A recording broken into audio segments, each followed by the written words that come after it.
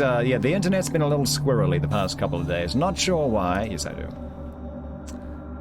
I do know why. But there we go. Got that ready. Little by little, it's coming together.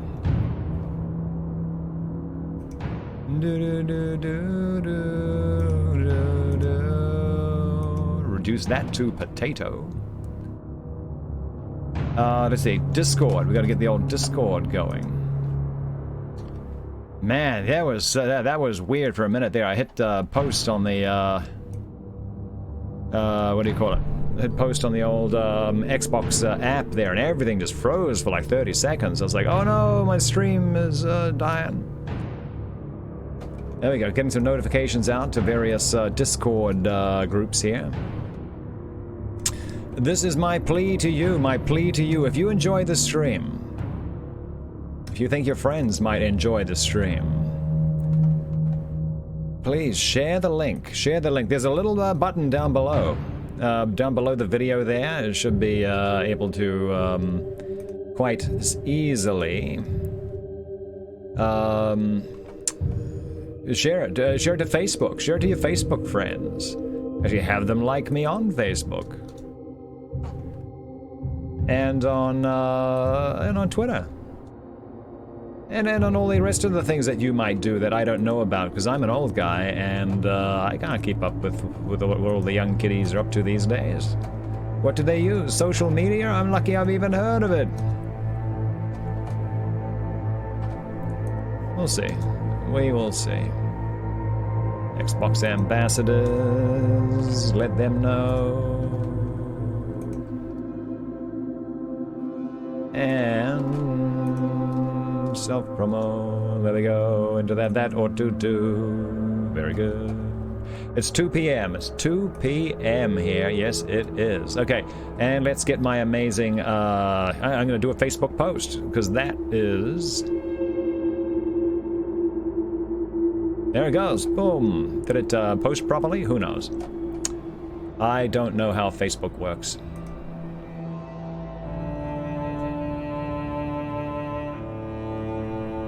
Let me just X on out of there. Oh,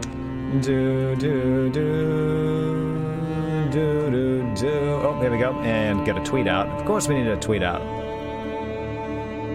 Banana. Copy link. Just getting organized. I'll get back to chat in just 1 minute. Just 1 minute. So there's a tweet for people to send out if they want. But no, but really, down below there should be the. You click on that. It looks like a. Looks like what, the constellation of something or other. Share and embed. There's a link. You should be able to link it to share the stream out to your Facebook friends, to your Twitter friends. Copy the link. Send it off to Instagram or what have you. All of that would be awesome. Here we go. Let's go. Let's do it.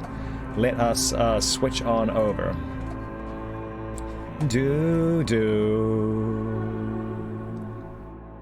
And there we go. There we go. What, Facebook is for flat earthers? I'm sure there are a fair amount on there. I'm sure there are. What is the plan today? Let me backtrack on chat. Magia Zone's here, Lady Death is here, Shadowtronics is here, 2 mods here. That means everyone needs to be on their best behavior, because they'll send you down to Davy Jones' locker faster than I go when I log into Sea of Thieves. Yeah. I hear that bit about Facebook. Apparently, since all the old fogies managed to figure it out, all the young kids are like moved on to greener pastures. I mean, yeah, who wants to be posting where your parents might see it? Good lord. You have to have book club on the living room. That's right. You get to see this ugly mug way up there. It is good to see SoCal Aussie here. Actually, we've been playing a bit of Bleeding Edge, actually a lot of Bleeding Edge with SoCal Aussie this week. We need more regular players for that, because that is it's no bueno with randos. I mean, especially because right now the game's so new. It's only been out a couple of days. All the randos that you're teaming up with have never played it before at all. And there's like every character's different, you know. It's been A little sketchy there, a little sketchy. Legia Zone says, stop the hypnotherapy. But how else can HypnoCat take over your credit card unless this action's going? Good morning, Helga. Helga Maria's with us. How are you doing today? Good to see you. Good to see you. I'm getting a lot of your auto hosts there, Helga. I appreciate that there. How's life on Twitch? Doing well there. It's 11 p.m. where Mr. Brotote is. Okay. Sounds good. Legia Zone going around looking at streamers' top Ember list. Someone had donated like 3 million Embers. So that's a lot. That is a lot of Embers. I don't get anywhere near that. Tell you what, last night, though. Last night was, wow. The people last night were being super, super generous. Oh, you're getting all recovered there? Okay, well, that's great to hear, Helga. Yeah. Everyone's taken those precautions there. But yeah, this week on the Embers, I don't normally talk about them, but actually the last 2 nights have been crazy. Well, actually Thursday and Saturday nights, actually in particular. Yeah, last night Dark Unicorn, Level 5, and Tillable Cat were all going nuts. And then earlier in the week, Rose Morales, SoCal Aussie, Dougie Fresh, Bullock Kenny, Earthling, and Desired were all like it's like they're made of embers. It was amazing. It is a ton of money. Let's see. The bot should be on. No, it's not. Fantastic. I don't know why it's not on. All right. Let's turn this thing on. Oh, whoa. We've got some... There we go. Let's get this party started. Uh-huh. Okay. HypnoCat is, he's already on the ball. Very nice. I like that. Yes, I do. I like that. Well, thank you, Shadowtronics. So Cal Aussie sent 50 embers with the message, yeah. Why though, embers? Why though, embers? Why not? Why not should be the default question we are all asking. Okay, so and the Mix It Up bot is turning on slowly. It's so slow right now. It's unbelievably. I don't know if that's just internets in general or Mix's API being all squirrely or who knows what's going on.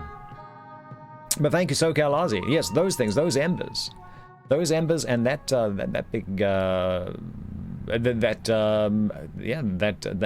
nice lovely dono from the Shadow fam. Thank you for that. Very good. 10 subs this week. I tell you what, some of them have been gift subs. I tell that Mr. Art by Galen. Mr. Art by Galen, good gracious. He's a very generous fellow. I'd say about half of those actually were gift subs from Mr. Art by Galen. But yeah, I have very humble aims, very humble goals, and we like over tripled it. It's crazy. Yeah, oh, okay. No one tell him what I was just saying because it'll just go to his head. But yes, that guy right there. Mr. Art by Galen. That's the guy. Let's see if our shout-outs work there. We'll see if we can get Mr. Art by Galen one. If it's working. I don't know if the Mix It Up thing is working properly right now. That will be enough to get half a roll of TP for sure. Yeah. So we are good to go. So oh, she did already. I see. There you go. I knew that. That was my next thing. There we go. Okay, let me just bump this thing down to 420. Anyway, so today is Short Story Sunday. We're gonna have a great day today. It's really good. Let's see. What we're gonna do is just to get warmed up. We're gonna start with. Well, actually, I don't think Rose is here. So. Let me. Oh, she is. Okay. Well, that's what we're going to start with. Then we're going to roll into something by SoCal Aussie. Yeah, about I'd say about 3 or 4 months ago, he sent in a short story called Jane. It was very well written, and very well received actually by all of the book club. Everyone they all remarked on how well written it was. Anyway, he's written a follow up to that. I haven't read it, so I'm not sure whether this is a continuation of the story or if it's just turning into if it's going to turn the whole thing into like a he said she said kind of situation. I don't know. We're going to find out together though. Very nice. Yeah, and yeah, we will see. We'll see how it turns out there, Lady Death. We'll see how it turns out. Yeah, and there's still one to go. There's one more after that. And tell you what, I'm not going to have time to reread Jane before we get going with the follow-up, John. But what I will do is I'll edit it up and make it available in on the Discord in a properly formatted. Easy to read fashion there, because yeah, that's something else I did not have time to do that with this one tonight. Okay, other news: Richard III, get your tickets now and then fly to Iceland. Well, no, watch it remotely over in Iceland. Alrighty, yeah, that should be pretty sweet there, Helga Maria. Yeah, you can't go wrong with a little Shakespeare. That's for sure. And then we're going to be ending tonight's today's short story Sunday. So we got we're doing Rose, the special request by Rose. Then we're doing John by SoCal Aussie, and I'm doing that second just because so people keep filtering in. So we want as many people in here as possible for that. And then we're going to end with something very, very, very interesting, which I never thought I would get permission to do, but yet here we are. Alrighty. Stick it in Discord there, Helga. That's probably the best place to put it. That way you don't have to worry about fighting with all the bots and the like.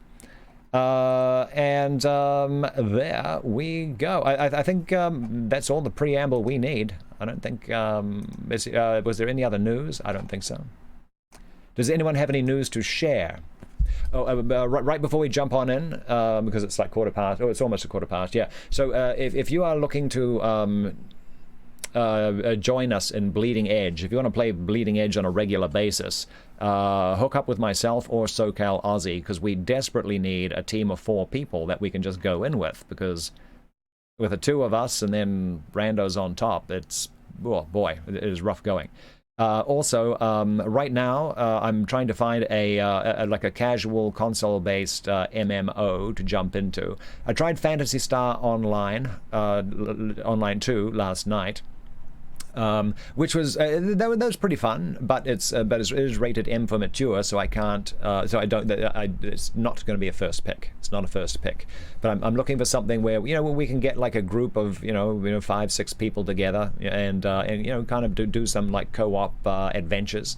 Right now, it looks like Neverwinter is going to be the go-to default, but I will be trying out the Elder Scrolls, and that's also 18 plus though, and Black Desert Online, that's rated teen, so I'm going to give that one a crack too and see what that's like. If anyone else has any other suggestions, throw them into Discord, because I will forget if you tell me here. And I think that was about it. Oh, we have movie night tonight too. Yeah, public domain movie night. Yeah. Okay, and so 6 p.m. Pacific, in about 4 hours from now, we're going to be tuning in to watch His Girl Friday with Cary Grant and Rosalind. Rosalind Russell, was it? I keep forgetting her name. Yeah. When did I play Apex the last time? About 2 days ago. Yeah. With we had a couple of people hopping in too and joining us. We had More Pizza coming in, and we had I forgot the name of the other one.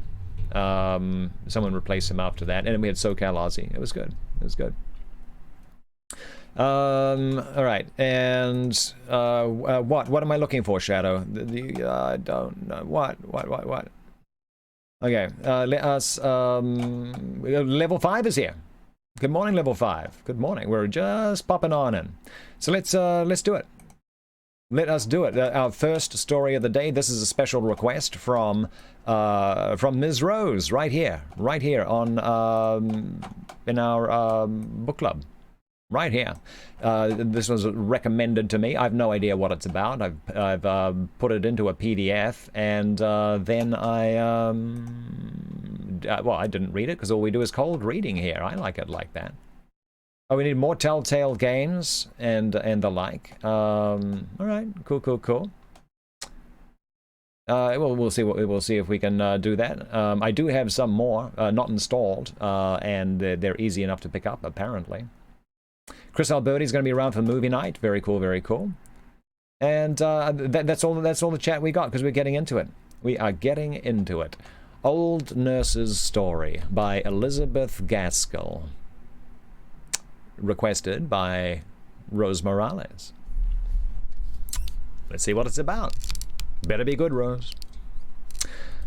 You know, my dears, that your mother was an orphan and an only child, and I dare say you have heard that your grandfather was a clergyman up in Westmoreland, where I come from. I was just a girl in the village school when, one day, your grandmother came in to ask the mistress if there was any scholar there who would do for a nursemaid, and mighty proud I was, I can tell ye, when the mistress called me up, and spoke to my being a good girl at my needle, and a steady, honest girl, and one whose parents were very respectable, though they might be poor. I thought I should like nothing better than to serve the pretty young lady, who was blushing as deep as I was, as she spoke of the coming baby, and what I should do with it. However, I see you don't care so much for this part of my story, as for what you think is to come, so I'll tell you at once. I was engaged and settled at the parsonage before Miss Rosamond, that was the baby who is now your mother, was born. To be sure, I had little enough to do with her when she came, for she was never out of her mother's arms, and slept by her all night long. And proud enough was I sometimes when Mrs. trusted her to me.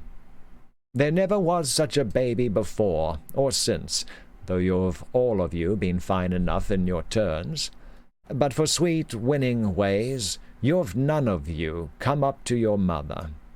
She took after her mother, who was a real lady-born, a Miss Furnivall, a granddaughter of Lord Furnivall's in Northumberland.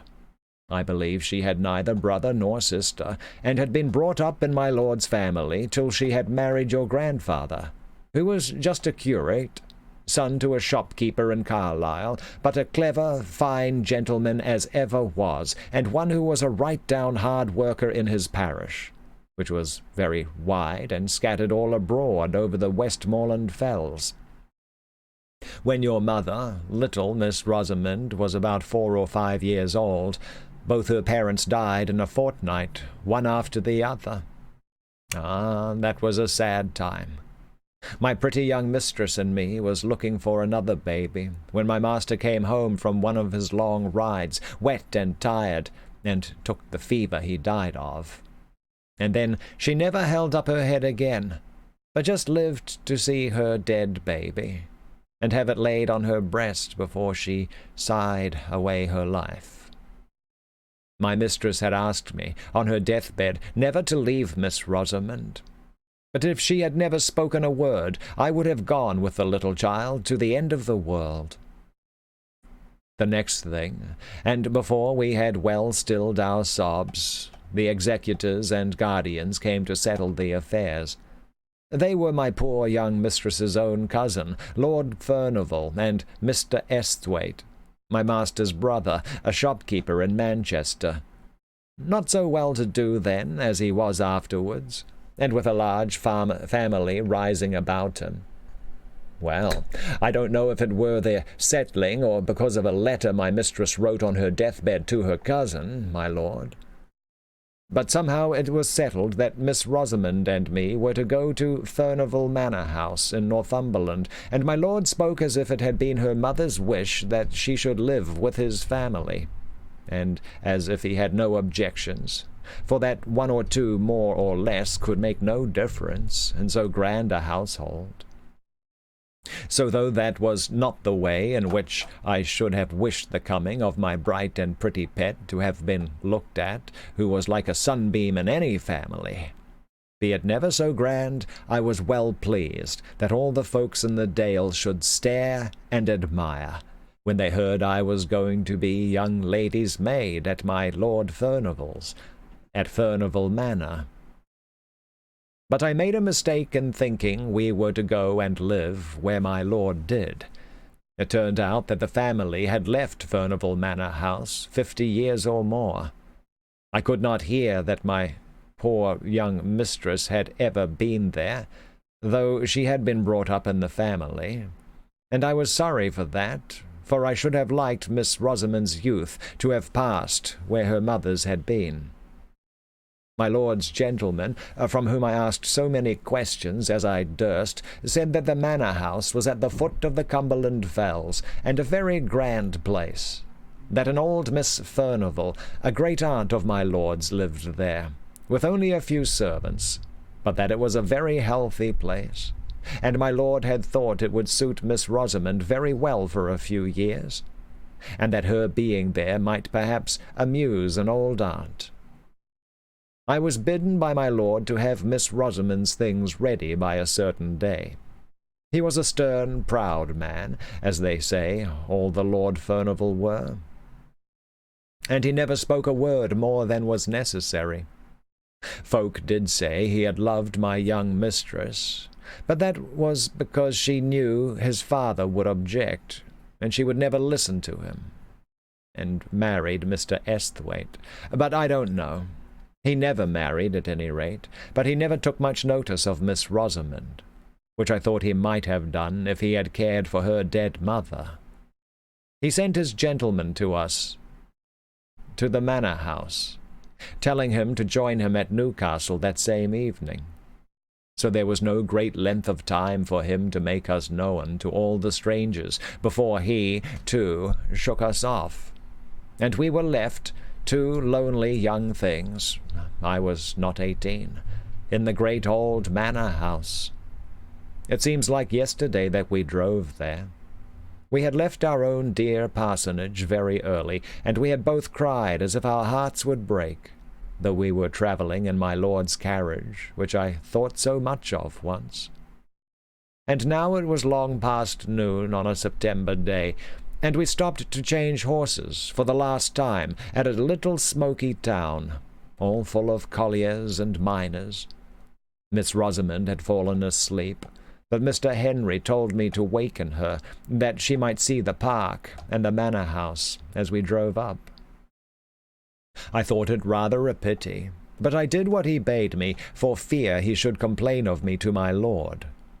We had left all signs of a town, or even a village, and were then inside the gates of a large wild park, not like the parks here in the north, but with rocks, and the noise of running water, and gnarled thorn trees, and old oaks, all white and peeled with age. The road went up about 2 miles, and then we saw a great and stately house, with many trees close around it, so close that in some places their branches dragged against the walls when the wind blew, and some hung broken down, for no one seemed to take much charge of the place, to lop the wood, or to keep the moss-covered carriage-way in order. Only in front of the house all was clear. The great oval drive was without a weed, and neither tree nor creeper was allowed to grow over the long, many-windowed front, at both sides of which a wing projected, which were each ends of other side fronts.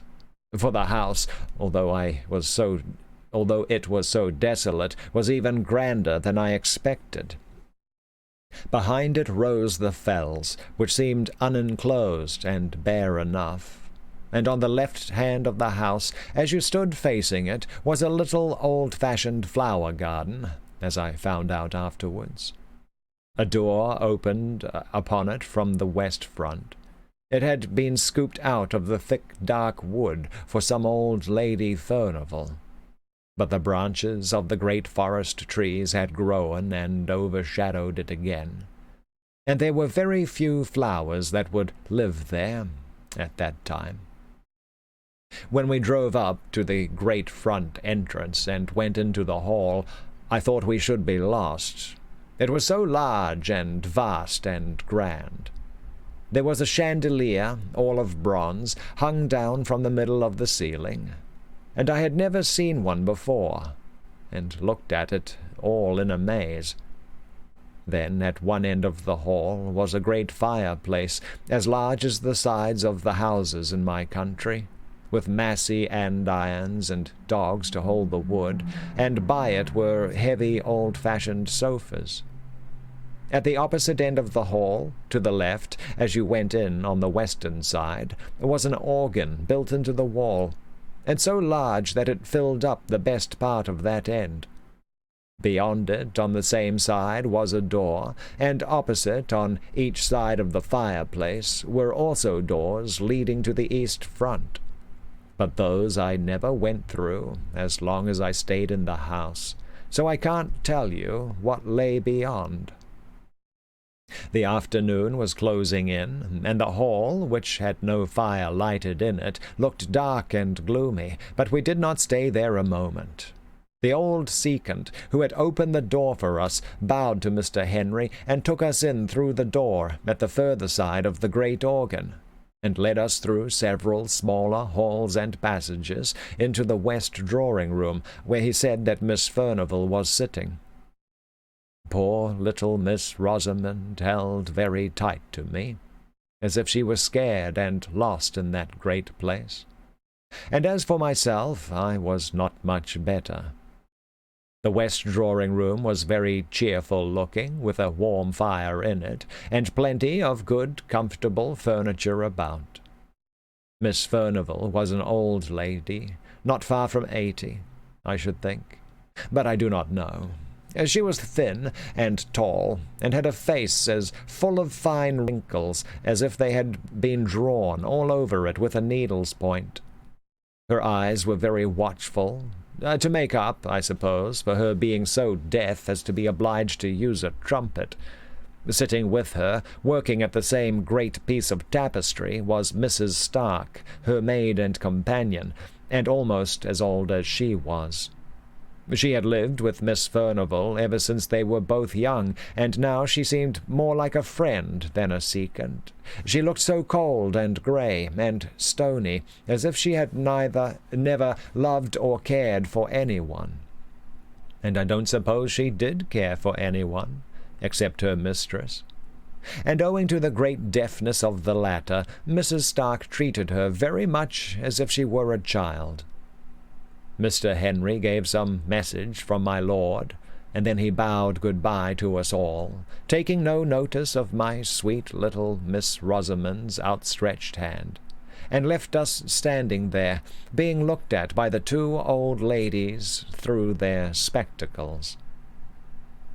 I was right glad when they rung for the old footman who had shown us in at first, and told him to take us to our rooms. So we went out of that great drawing-room, and into another sitting-room, and out of that, and then up a great flight of stairs, and along a broad gallery which was something like a library, having books all down one side, and windows and writing-tables all down the other, till we came to our rooms, which I was not sorry to hear were just over the kitchens, for I began to think I should be lost in that wilderness of a house. There was an old nursery that had been used for all the little lords and ladies long ago, with a pleasant fire burning in the grate, and the kettle boiling on the hob, and tea-things spread out on the table. And out of that room was the night nursery, with a little crib for Miss Rosamond close to my bed. And old James called up Dorothy, his wife, to bid us welcome, and both he and she were so hospitable and kind that by and by Miss Rosamond and me felt quite at home. And by the time tea was over, she was sitting on Dorothy's knee, and chattering away as fast as her little tongue could go. I soon found out that Dorothy was from Westmoreland, and that bound her and me together, as it were. And I would never wish to meet with kinder people than were old James and his wife. James had lived pretty nearly all his life in my lord's family, and thought there was no one so grand as they. He even looked down a little on his wife, because till he had married her she had never lived in any but a farmer's household. But he was very fond of her, as well he might be. They had one servant under them to do all the rough work. Agnes they called her, and she and me, and James and Dorothy, with Miss Furnivall and Mrs. Stark, made up the family, always remembering my sweet little Miss Rosamond. I used to wonder what they had done before she came, they thought so much of her now. Kitchen and drawing-room, it was all the same. The hard, sad Miss Furnivall and the cold Mrs. Stark looked pleased when she came fluttering in like a bird, playing and pranking hither and thither with a continual murmur and pretty prattle of gladness. I am sure they were sorry many a time when she flitted away into the kitchen, though they were too proud to ask her to stay with them, and were a little surprised at her taste. Though, to be sure, as Mrs. Stark said, it was not to be wondered at, I remembering what stock her father had come of.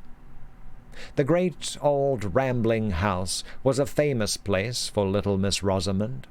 She made expeditions all over it, with me at her heels, all except the east wing, which was never opened, and whither we never thought of going.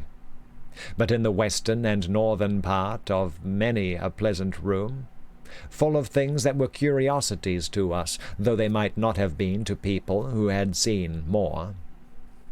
The windows were darkened by the sweeping boughs of the trees, and the ivy which had overgrown them. But in the green gloom we could manage to see old china jars, and caned ivory boxes, and great heavy books, and above all, the old pictures. Once, I remember, my darling would have Dorothy go with us to tell us who they all were, for they were all portraits of some of my lord's family, though Dorothy could not tell us the names of every one. We had gone through most of the rooms when we came to the old state drawing-room over the hall, and there was a picture of Miss Furnivall, or, as she was called in those days, Miss Grace, for she was the younger sister. Such a beauty she must have been, but with such a set, proud look, and such scorn looking out of her handsome eyes, with her eyebrows just a little raised, as if she were wondering how anyone could have the impertinence to look at her. And her lip curled at us, as we stood there gazing. She had a dress on, the like of which I had never seen before, but it was all the fashion when she was young. A hat of some soft white stuff like beaver, pulled a little over her brows, and a beautiful plume of feathers sweeping round it on one side, and her gown of blue satin was open in front to a quilted white stomacher. "Well, to be sure," said I, when I had gazed my fill, "flesh is grass, they do say. But who would have thought that Miss Furnivall had been such an out-and-out beauty to see her now?" "Yes," said Dorothy, "folks change sadly. But if what my master's father used to say was true, Miss Furnivall, the elder sister, was handsomer than Grace. Her picture is here somewhere. But if I show it to you, you must never let on, even to James, that you have seen it. Can the little lady hold her tongue, think you?" asked she. I was not so sure, for she was such a sweet little, bold, open-spoken child, so I set her to hide herself. And then I helped Dorothy to turn a great picture that leaned with its face towards the wall, and was not hung up as the others were. To be sure, it beat Miss Grace for beauty, and I think for scornful pride too, though in that matter it might be hard to choose.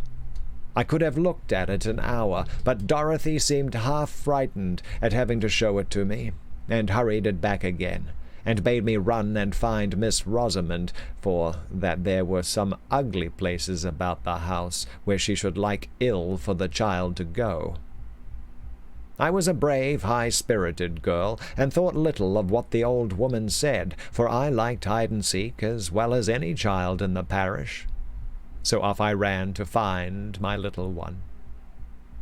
As winter drew on, and the days grew shorter, I was sometimes almost certain that I heard a noise, as if someone was playing on the great organ in the hall. I did not hear it every evening, but certainly I did very often. Usually when I was sitting with Miss Rosamond after I had put her to bed, and keeping quite still and silent in the bedroom.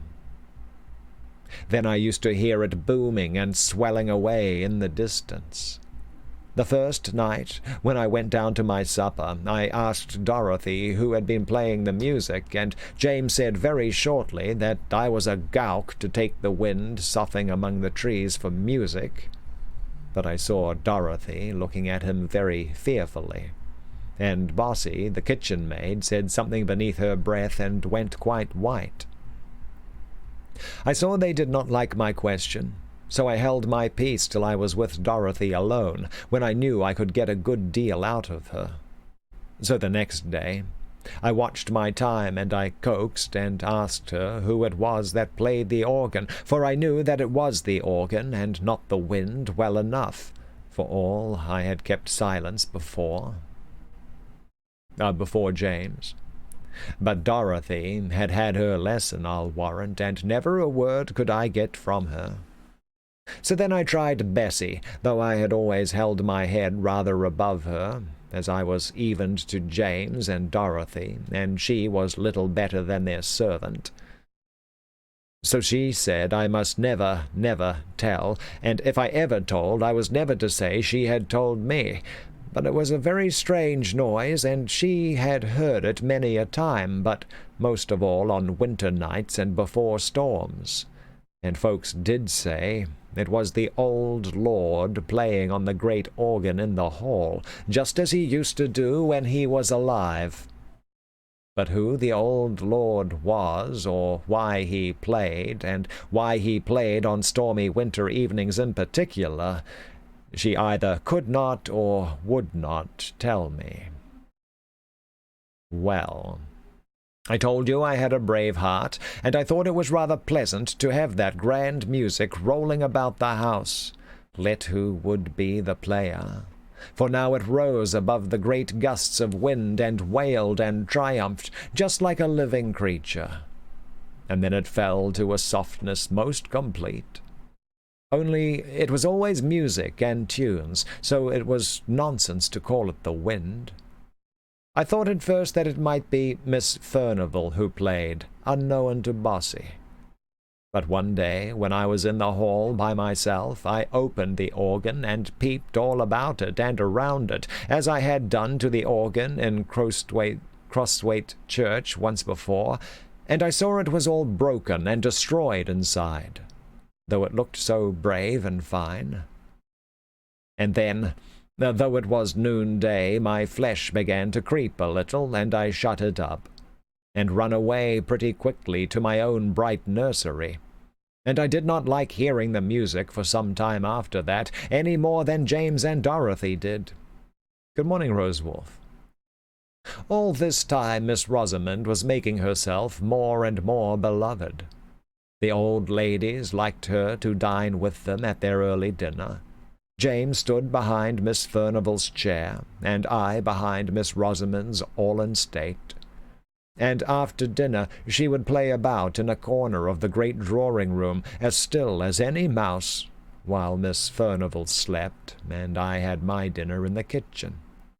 But she was glad enough to come to me in the nursery afterwards, for, as she said, Miss Furnival was so sad and Mrs. Stark so dull.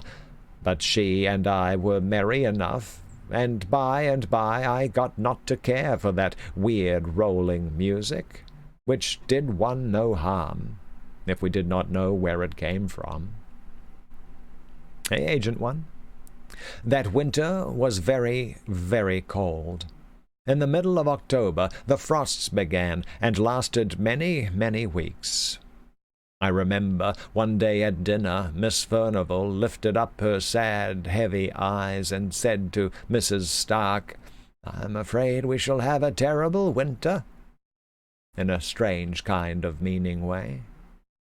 But Mrs. Stark pretended not to hear, and talked very loud of something else.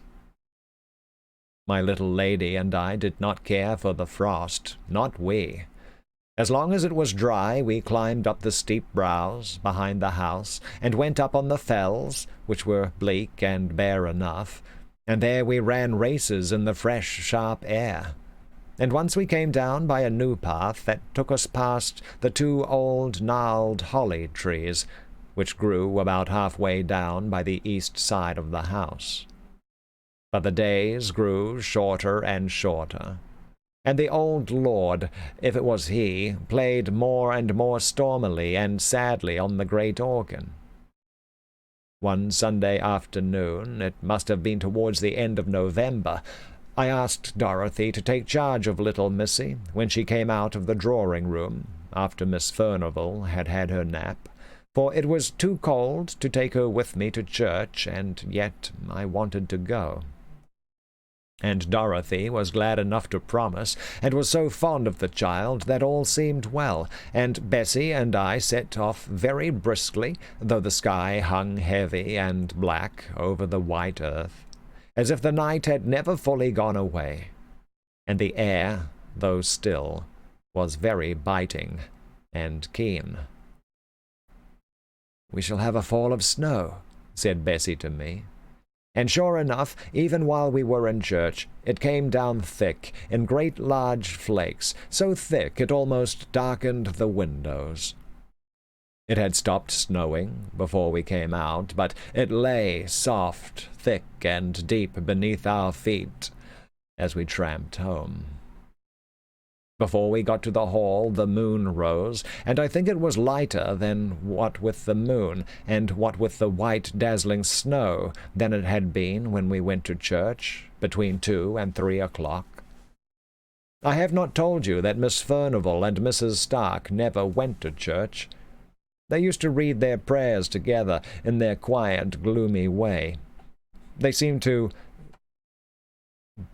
T-cell? What's that?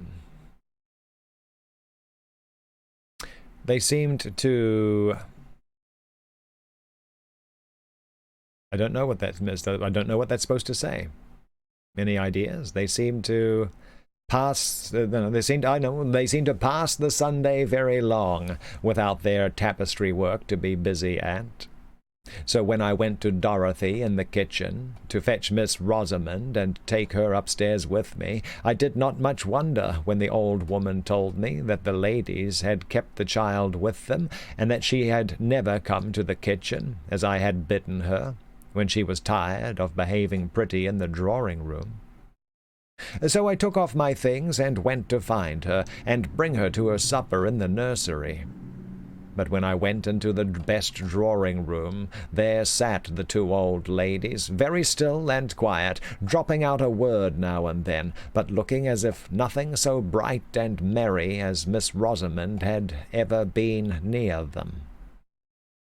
Still, I thought she might be hiding from me. It was one of her pretty ways, and that she had persuaded them to look as if they knew nothing about her. So I went softly peeping under this sofa, and behind that chair, making believe I was sadly frightened at not finding her. "What's the matter, Hester?" said Mrs. Stark sharply. I don't know if Miss Furnivall had seen me, for, as I told you, she was very deaf, and she sat quite still. Oh, no, that's not dialogue. "Oh, what's the matter, Hester?" said Mrs. Stark sharply. I don't know if Miss Furnivall had seen me, for, as I told you, she was very deaf, and she sat quite still, idly staring into the fire with her hopeless face. "I'm only looking for my little Rosy-Posy," replied I, still thinking that the child was there, and near me, though I could not see her. "Miss Rosamond is not here," said Mrs. Stark. "She went away more than an hour ago to find Dorothy." And she, too, turned and went on looking into the fire. My heart sank at this, and I began to wish I had never left my darling. I went back to Dorothy and told her. James was gone out for the day, but she and me and Bessie took lights and went up into the nursery first, and then we roamed over the great large house, calling and entreating Miss Rosamond to come out of her hiding-place, and not frighten us to death in that way. But there was no answer, no sound. "Oh," said I at last, "can she have got into the east wing and hidden there?" But Dorothy said it was not possible, for that she herself had never been there, that the doors were always locked, and my Lord Steward had the keys, she believed. At any rate, neither she nor James had ever seen them. So I said I would go back and see if, after all, she was not hidden in the drawing-room, unknown to the old ladies. And if I found her there, I said I would whip her well for the fright she had given me. But I never meant to do it. Well, I went back to the west drawing-room, and I told Mrs. Stark we could not find her anywhere, and asked for leave to look all about the furniture there. For I thought now that she might have fallen asleep in some warm, hidden corner, but no. We looked. Miss Furnivall got up and looked, trembling all over, and she was nowhere there. Then we set off again, everyone in the house, and looked in all the places we had searched before, but we could not find her. Miss Furnivall shivered and shook so much that Mrs. Stark took her back into the warm drawing-room, but not before they had made me promise to bring her to them when she was found. Well a day! I began to think she never would be found, when I bethought me to look out into the great front court, all covered in snow. I was upstairs when I looked out, but it was such clear moonlight I could see quite plain 2 little footprints, which might be traced from the hall door and round the corner of the east wing. I don't know how I got down, but I tugged open the great stiff hall door, and throwing the skirt of my gown over my head for a cloak, I ran out. I turned the east corner, and there a black shadow fell on the snow. But when I came into the moonlight, there were the little footmarks going up to the fells. It was bitter cold, so cold that the air almost took the skin off my face as I ran. But I ran on, crying to think how my poor little darling must be perished and frightened. I was within sight of the holly trees when I saw a shepherd coming down the hill, bearing something in his arms, wrapped in his Maud. He shouted to me and asked me if I had lost a bairn, and when I could not speak for crying, he bore towards me, and I saw my wee bairnie lying still and white and stiff in his arms, as if she had been dead. He told me he had been up the fells to gather in his sheep before the deep cold of night came on, and that under the holly trees, black marks on the hillside where no other bush was for miles around, he had found my little lady, my lamb, my queen, my darling, stiff and cold, in the terrible sleep which is frost-begotten. Oh, the joy and the tears of having her in my arms once again, for I would not let him carry her, but took her, Maud and all, into my own arms, and held her near my own warm neck and heart, and felt the life stealing slowly back again into her little gentle limbs. But she was still insensible when we reached the hall, and I had no breath for speech. We went in by the kitchen door. "Bring the warming-pan," said I, and I carried her upstairs, and began undressing her by the nursery fire, which Bessie had kept up. I called my little Lammy all the sweet and playful names I could think of, even while my eyes were blinded by my tears, and at length she opened her large blue eyes. Then I put her into her warm bed, and sent Dorothy down to tell Miss Furnivall that all was well, and I made up my mind to sit by my darling's bedside the livelong night. She fell away into a soft sleep as soon as her pretty head had touched the pillow, and I watched by her until morning light, when she wakened up bright and clear. Or so I thought at first, and, my dears, so I think now. She said that she had fancied that she should like to go to Dorothy, for that both the old ladies were asleep, and it was very dull in the drawing-room, and that as she was going through the west lobby she saw the snow through the high window falling soft and steady, but wanted to see it lying pretty and white on the ground. So she made her way into the great hall, and then, going to the window, she saw it bright and soft upon the drive. But while she stood there, she saw a little girl, not so old as she was, but so pretty, said my darling. And this little girl beckoned to me to come out, and, oh, she was so pretty and sweet, I could not choose but go. And then this other little girl had taken her by the hand, and side by side the two had gone round the east corner. Good morning, Lightning. Now you are a naughty little girl, and telling stories, said I. What would your good mamma, that is in heaven, and never told a story in her life, say to her little Rosamond if she heard her, and I dare say she does, telling stories? Indeed, Hester, sobbed out my child, I'm telling you true, indeed I am. Don't tell me, said I, very stern. I tracked you by your footmarks through the snow. They were only yours to be seen, and if you had a little girl to go hand in hand with you up the hill, don't you think the footprints would have gone along with yours? I can't help it, dear, dear Hester, said she, crying. If they did not, I never looked at her feet, but she held my hand fast and tight in her little one, and it was very, very cold. She took me up the fell path, up to the holly trees, and there I saw a lady weeping and crying, but when she saw me she hushed her weeping, and smiled very proud and grand, and took me on her knee, and began to lull me to sleep. And that's all, Hester, but that is true, and my dear mamma knows it is, said she, crying.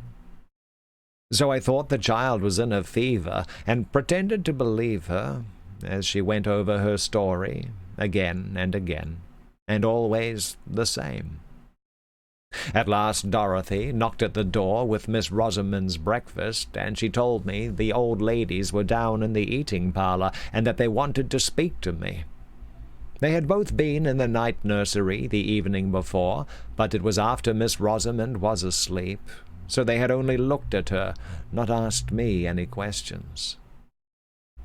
I shall catch it, thought I to myself, as I went along the north gallery. And yet, I thought, taking courage, it was in their charge I left her, and it's they that's to blame for letting her steal away unknown and unwatched. So I went in boldly and told my story. I told it all to Miss Furnivall, shouting it close to her ear, but when I came to the mention of the other little girl out in the snow, coaxing and tempting her out, and willing her up to the grand and beautiful lady by the holly tree, she threw her arms up, her old and withered arms, and cried aloud, "Oh, heaven forgive! Have mercy!" Mrs. Stark took hold of her, roughly enough, I thought, but she was past Mrs. Stark's management, and spoke to me in a kind of wild warning and authority. "Hester, keep her away from that child. It will lure her to her death. That evil child. Tell her it is a wicked, naughty child." Then Mrs. Stark hurried me out of the room, where, indeed, I was glad enough to go. But Miss Furnivall kept shrieking out, "Oh, have mercy! Wilt thou never forgive? It's many a long year ago." I was very uneasy in my mind after that. I durst never leave Miss Rosamond night or day, for fear lest she might slip off again after some fancy or other, and all the more because I thought I could make out that Miss Furnivall was crazy, from their odd ways about her. And I was afraid lest something of the same kind, which might be in the family, you know, hung over my darling. Are you there, Miss Pugh? And the great frost never ceased all this time. And whenever it was a more stormy night than usual, between the gusts and through the wind, we heard the old lord playing on the great organ. But, old lord or not, wherever Miss Rosamond went, there I followed, for my love for her, pretty helpless orphan, was stronger than my fear for the grand and terrible sound. Besides, it rested with me to keep her cheerful and merry, as beseemed her age. So we played together, and wandered together, here and there, and everywhere, for I never dared to lose sight of her again in that large and rambling house. And so it happened that one afternoon, not long before Christmas Day, we were playing together on the billiard table in the great hall. Not that we knew the way of playing, but she liked to roll the smooth ivory balls with her pretty hands, and I liked to do whatever she did. And by, without our noticing it, it grew dusk indoors, though it was still light in the open air, and I was thinking of taking her back into the nursery, when all of a sudden she cried out, "Look, Hester, look! There is my poor little girl out in the snow." I turned towards the long, narrow windows, and there, sure enough, I saw a little girl, less than my Miss Rosamond dressed, all unfit to be out of doors, such a bitter night, crying and beating against the window panes as if she wanted to be let in. She seemed to sob and wail till Miss Rosamond could bear it no longer, and was flying to the door to open it, when all of a sudden, and close up upon us, the great organ pealed out so loud and thundering it fairly made me tremble. And all the more when I remembered me that, even in the stillness of that dead cold weather, I had heard no sound of little battering hands upon the window-glass, although the phantom child had seemed to put forth all its force. And although I had seen it wail and cry, no faintest touch of sound had fallen upon my ears. Whether I remembered all this at the very moment, I do not know. The great organ sound had so stunned me into terror. But this I know. I caught up Miss Rosamond before she got the hall door opened, and clutched her, and carried her away, kicking and screaming, into the large, bright kitchen, where Dorothy and Agnes were busy with their mince pies. "What's the matter, my sweet one?" cried Dorothy as I bore in Miss Rosamond, who was sobbing as if her heart would break. "She won't let me open the door for my little girl to come in, and she'll die if she's out on the fells all night. Cruel, naughty Hester," she said, slapping me. But she might have struck harder, for I had seen a look of ghastly terror on Dorothy's face, which made my very blood run cold. "Shut the back door fast and bolt it well," said she to Agnes. She said no more. She gave me raisins and almonds to quiet Miss Rosamond, but she sobbed about the little girl in the snow, and would not touch any of the good things. I was thankful when she cried herself to sleep in bed. Then I stole down to the kitchen, and told Dorothy I had made up my mind. I would carry my darling back to my father's house in Applewaite, where, if we lived humbly, we lived at peace. I said I had been frightened enough with the old lord's organ playing, but now that I had seen for myself this little moaning child, all decked out as no child in the neighborhood could be, beating and battering to get in, yet always without any sound or noise, with the dark wound on its right shoulder, and that Miss Rosamond had known it again for the phantom that had nearly lured her to death, which Dorothy knew was true. I would stand it no longer. I saw Dorothy change color once or twice. When I had done, she told me she did not think I could take Miss Rosamond with me, for that she was my lord's ward, and I had no right over her, and she asked me, would I leave the child that I was so fond of, just for sounds and sights that could do me no harm, and that they had all had to get used to it in their turn. I was all in a hot, trembling passion, and I said it was very well for her to talk, that knew what these sights and noises betokened, and that had perhaps had something to do with the spectred child while it was alive. And I taunted her so, that she told me all she knew, at last, and then I wished I had never been told, for it only made me afraid more than ever. She said she had heard the tale from old neighbors that were alive when she was first married, when folks used to come to the hall sometimes, before it got such a bad name on the countryside. It might not be true, or it might, what she had been told. The old lord was Miss Furnival's father, Miss Grace, as Dorothy called her, for Miss Maud was the elder and Miss Furnival by rights. The old lord was eaten up with pride. Such a proud man was never seen or heard of, and his daughters were like him.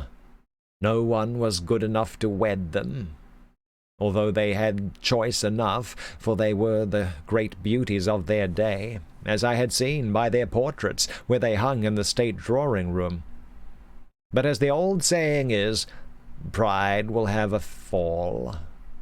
And these two haughty beauties fell in love with the same man, and he had no better than a foreign musician, whom their father had down from London to play music with him at the manor house. For, above all things, next to his pride, the old lord loved music.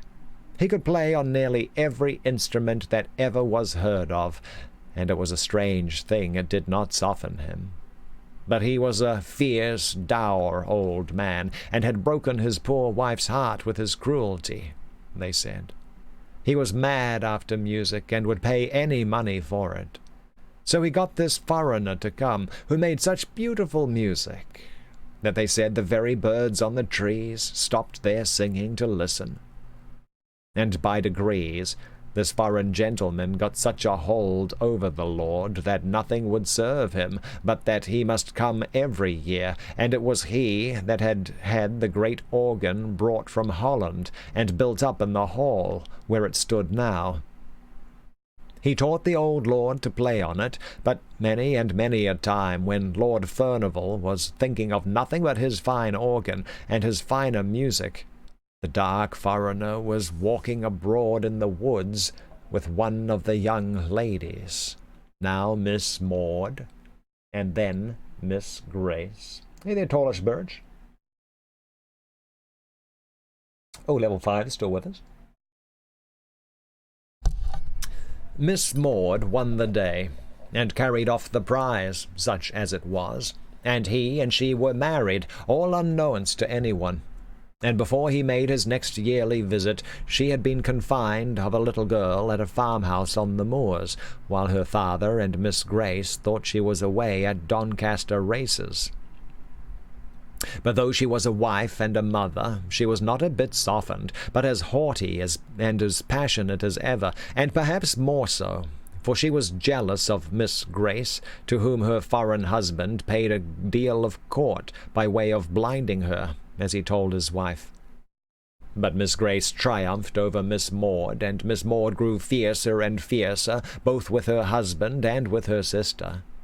And the former, who could easily shake off what was disagreeable, and hide himself in foreign countries, went away a month before his usual time that summer, and half threatened that he would never come back again.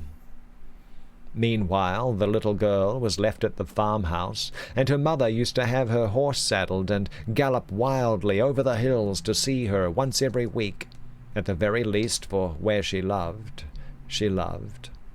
and where she hated, she hated. And the old lord went on playing on his organ, and the servants thought the sweet music he made had soothed down his awful temper, of which Dorothy said some terrible tales could be told. He grew infirm, too, and had to walk with a crutch, and his son, that was the present Lord Furnible's father, was with the army in America, and the other son at sea, so Miss Maud had it pretty much her own way, and she and Miss Grace grew colder and bitterer to each other every day, till at last they hardly ever spoke, except when the old lord was by. The foreign musician came again the next summer, but it was for the last time, for they led him such a life with their jealousy and their passions that he grew weary and went away, and never was heard of again.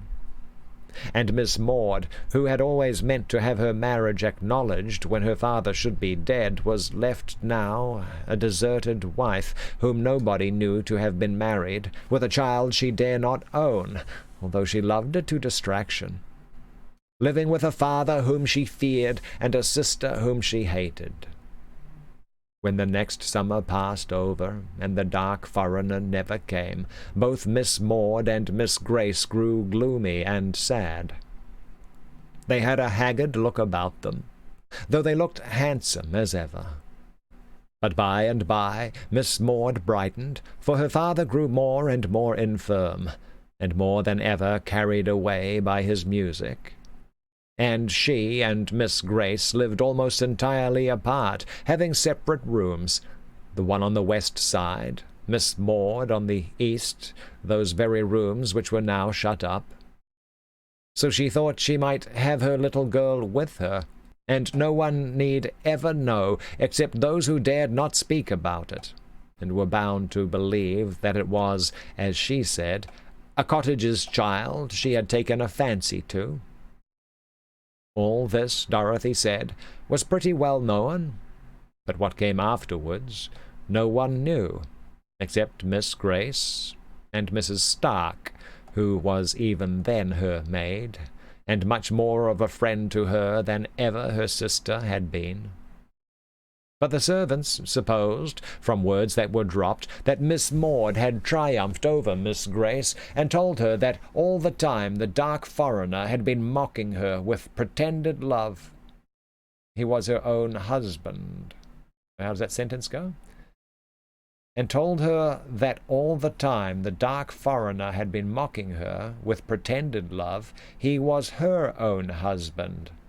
The colour left Miss Grace's cheek and lips that very day forever, and she was heard to say many a time that sooner or later she would have her revenge, and Mrs. Stark was forever spying about the east rooms. Man, that dude's... he's a player, not just a piano player. One fearful night, just after the new year had come in, when the snow was lying thick and deep, and the flakes were still falling, fast enough to blind anyone who might be out and abroad, there was a great and violent noise heard, and the old lord's voice above all, cursing and swearing awfully, and the cries of a little child, and the proud defiance of a fierce woman, and the sound of a blow, and a dead stillness, and moans and wailings dying away on the hillside. Then the old lord summoned all his servants, and told them, with terrible oaths and words more terrible, that his daughter had disgraced herself, and that he had turned her out of doors, her and her child, and that if they ever gave her help, or food, or shelter, he prayed that they might never enter heaven. And all the while Miss Grace stood by him, white and still as any stone. And when he had ended, she heaved a great sigh, as much as to say her work was done, and her end was accomplished. But the old lord never touched his organ again, and died within the year, and no wonder. For on the morrow of that wild and fearful night, the shepherds, coming down the fell side, found Miss Maud sitting, all crazy and smiling, under the holly trees, nursing a dead child, but with a terrible mark on its right shoulder. "But that was not what killed it," said Dorothy.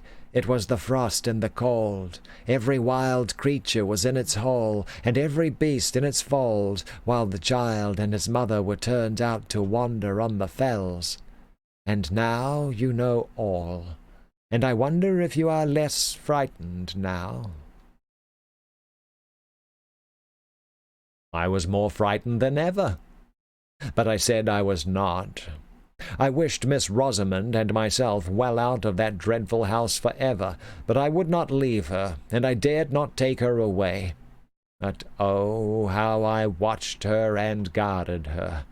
We bolted the doors and shut the window shutters fast, an hour or more before dark, rather than leave them open 5 minutes too late.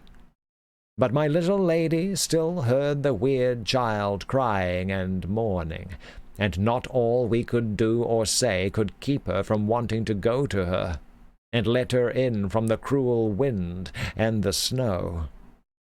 All this time I kept away from Miss Furnivall and Mrs. Stark as much as I ever could, for I feared them. I knew no good could be about them, with their grey, hard faces and their dreamy eyes, looking back into the ghastly years that were gone. But even in my fear, I had a kind of pity for Miss Furnivall, at least. Those gone down to the pit can hardly have a more hopeless look than that which was ever on her face. At last I even got so sorry for her, who never said a word, but what was quite forced from her, that I prayed— what? At last I even got so sorry for her who never said a word, but what was quite forced from her, that I prayed for her, and I taught Miss Rosamond to pray for one who had done a deadly sin. But often, when she came to those words, she would listen and start up from her knees and say, "I hear my little girl playing, and I'm crying very sad." Oh, who's saying this? This is Miss Rosamond. Okay, this is Miss Rosamond. Okay, this is the little girl. "I hear my little girl plaining and crying very sad. Oh, let her in, or she will die." Getting my people mixed up. One night, just after New Year's Day had come at last, and the long winter had taken a turn, as I hoped, I heard the west drawing-room bell ring 3 times, which was a signal for me. I would not leave Miss Rosamond alone, for all she was asleep, for the old lord had been playing wilder than ever, and I feared lest my darling should waken to hear the spectre child. See her I knew she could not. I had fastened the windows too well for that. So I took her out of her bed and wrapped her up in such outer clothes as were most handy, and carried her down to the drawing-room, where the old ladies sat at their tapestry work as usual. They looked up when I came in, and Mrs. Stark asked, quite astounded, "Why did you bring Miss Rosamond there out of her warm bed?" I had begun to whisper, because I was afraid of her being tempted out while I was away by the wild child in the snow, when she stopped me short, with a glance at Miss Furnivall, and said Miss Furnivall wanted me to undo some work she had done wrong, and which neither of them could see, to unpick. So I laid my pretty dear on the sofa, and sat down on a stool by them, and hardened my heart against them, as I heard the wind rising and howling. Miss Rosamond slept on sound, for all the wind blew so, and Miss Furnivall said never a word, nor looked round when the gusts shook the windows. All at once she started up to her full height, and put up one hand as if to bid us listen. "I hear voices," said she. "I hear terrible screams. I hear my father's voice." Just at that moment, my darling wakened with a sudden start. "My little girl is crying. Oh, how she's crying!" And she tried to get up and go to her, but she got her feet entangled in the blanket, and I caught her up, for my flesh had begun to creep at these noises, which they heard while we could catch no sound. In a minute or two the noises came, and gathered fast, and filled our ears. We, too, heard voices and screams, and no longer heard the winter's wind that raged abroad. Mrs. Stark looked at me, and I at her, but we dared not speak. Suddenly Miss Furnivall went towards the door, out into the anteroom, through the west chamber, and opened the door into the great hall. Mrs. Stark followed, and I durst not be left, though my heart almost stopped beating for fear. I wrapped my darling tight in my arms, and went out with them. In the hall the screams were louder than ever. They sounded to come from the east wing, nearer and nearer, close on the other side of the locked-up doors, close behind them. Then I noticed that the great bronze chandelier seemed all alight, though the hall was dim, and that a fire was blazing in the vast hearth-place, though it gave no heat, and I shuddered up with terror, and folded my darling closer to me. But as I did so, the east door shook, and she, suddenly struggling to get free from me, cried, "Hester, I must go. My little girl is there. I hear her. She's coming. Hester, I must go." I held her tight with all my strength. With a set will I held her. If I had died, my hands would have grasped her still, I was so resolved in my mind. Miss Furnivall stood listening, and paid no regard to my darling, who had got down to the ground, and whom I, upon my knees now, was holding with both my arms clasped round her neck, she still striving and crying to get free. All at once the east door gave way with a thundering crash, as if torn open in a violent passion. And there came into that broad and mysterious light the figure of a tall old man, with grey hair and gleaming eyes. He drove before him, with many a relentless gesture of abhorrence, a stern and beautiful woman, with a little child clinging to her dress. "Oh, Hester, Hester!" cried Miss Rosamond. "It's the lady below the holly trees, and my little girl is with her. Hester, Hester, let me go to her. They are drawing me to them. I feel them, I must go." Again she was almost convulsed by her efforts to get away, but I held her tighter and tighter, till I feared I should do her a hurt. But rather than let her go towards those terrible phantoms. They passed along towards the great hall door, where the winds howled and ravened for their prey. But before they reached that, the lady turned, and I could see that she defied the old man with a fierce and proud defiance.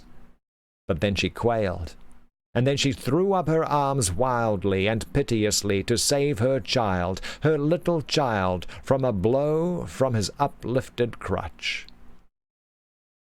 And Miss Rosamond was torn as by a power stronger than mine, and writhed in my arms, and sobbed, for by this time the poor darling was growing faint. "They want me to go with them onto the fells. They are drawing me to them.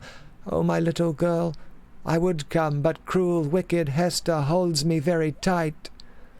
But when she saw the uplifted crutch, she swooned away, and I thanked God for it. Just at this moment, when the tall old man, his hair streaming as in the blast of a furnace, was going to strike the little shrinking child, Miss Furnivall, the old woman by my side, cried out, "Oh, Father!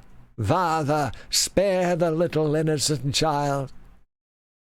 But just then I saw, we all saw, another phantom shape itself, and grow clear out of the blue and misty light that filled the hall. We had not seen her till now, for it was another lady who stood by the old man, with a look of relentless hate and triumphant scorn. That figure was very beautiful to look upon, with a soft white hat drawn down over the proud brows, and a red and curling lip. It was dressed in an open robe of blue satin. I had seen that figure before. It was the likeness of Miss Furnivall in her youth, and the terrible phantoms moved on, regardless of old Miss Furnivall's wild entreaty.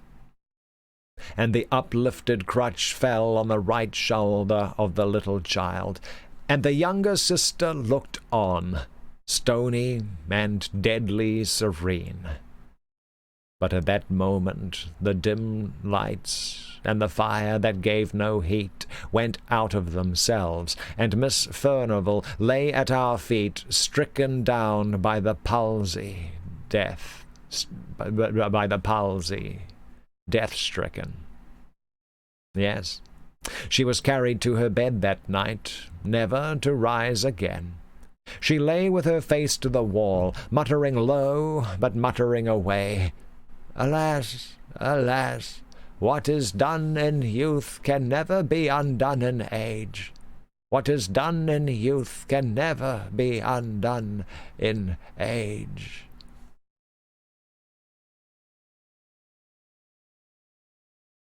Yeah, well, that didn't have a very happy ending. Yeah, all right. Well, that was okay. Was that a bit of gothic horror? Gothic spooky ghost stories? I like it. Anyway, that was Old Nurse's Story by Elizabeth Gaskell. That was a special request. Yeah, that was for Rose Morales. Yeah, nice. That was a pretty good pick. I like that one. I do. I like it. Let's see. Where are we at? Yeah, that was kind of long too. That was almost 50 pages long. Woo! That was good though. Good read. Very good read. Took about an hour to get through that one. That was good. Great pick, Rose. I'm glad you suggested that one. Okay, coming up next, what do we got next? What do we have next week? We got, oh boy, next one's going to be really good. Coming up next is a short story by this gentleman right here. Rose Morales sent 1,500 embers with the message, clap bravo. Oh, wow. Well, thank you very, wow. Well, thank you very much, Rose. That's very generous of you. I'm always happy to read short stories. I certainly am. Embers on top is that's well. Thank you. I wasn't expecting that. That's awesome. One second, I need to grab some socks. One second. All right, Footsie's getting a little cold here. Okay. Wow, that's very nice. Thank you. Well, it's been quite the week for embers. I like it. Oh, which reminds me, I'm working on a little creative writing exercise. The chorus from "Do You Hear the People Sing" from Les Miserables. They're going to do like a little parody thing for an Ember song. Yeah, we decided to do this last night because it was getting a little crazy in there, a little crazy last night. Yeah, I'm putting some socks on. I'm getting old. All right. Okay. All right. So, well, thank you. Well, thank you twice. Twice we're thanking Rose now. Once for suggesting such a great story. That was really good. Very good. You know, boy. Now I want to read Wuthering Heights. All right. Bit more of that. You got me thinking about Pulp Librarian's Twitter feed too, because he's always posting pics of women with great hair running away from haunted castles in the middle of the night. That's he frequently does streams like that. Well, there we go. There we go. We're getting our feet in sync here, SoCal Aussie. Very good. Okay, so here we go. So here's the plan. The next story coming up is by this gentleman right here.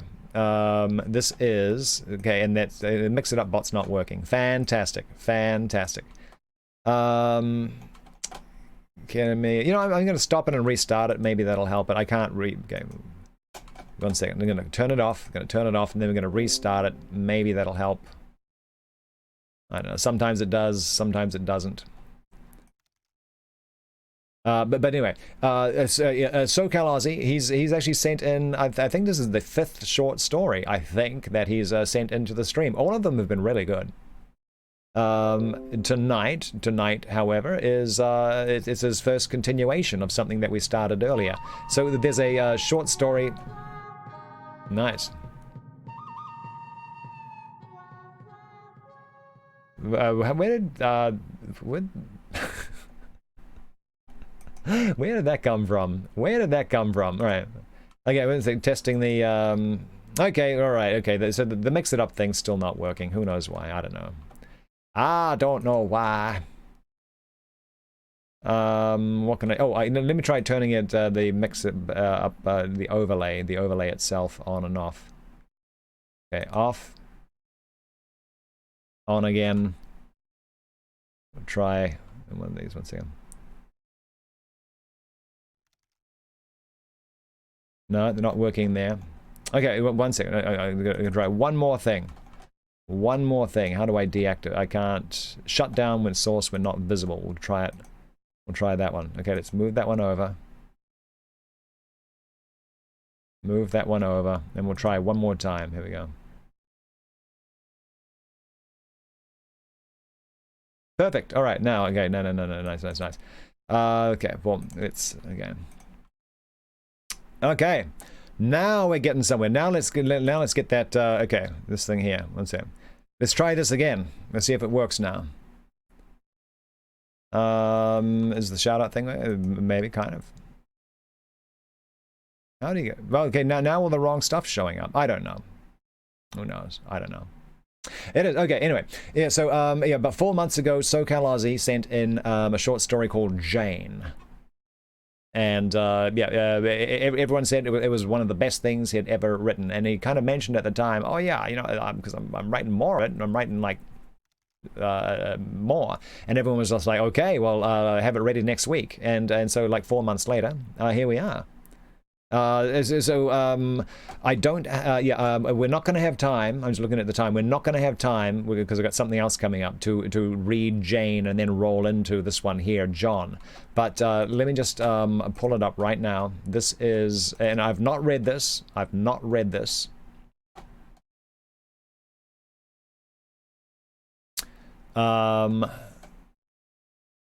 So, yeah, that's the fun of cold reading. So this is going to be the first time hearing it here.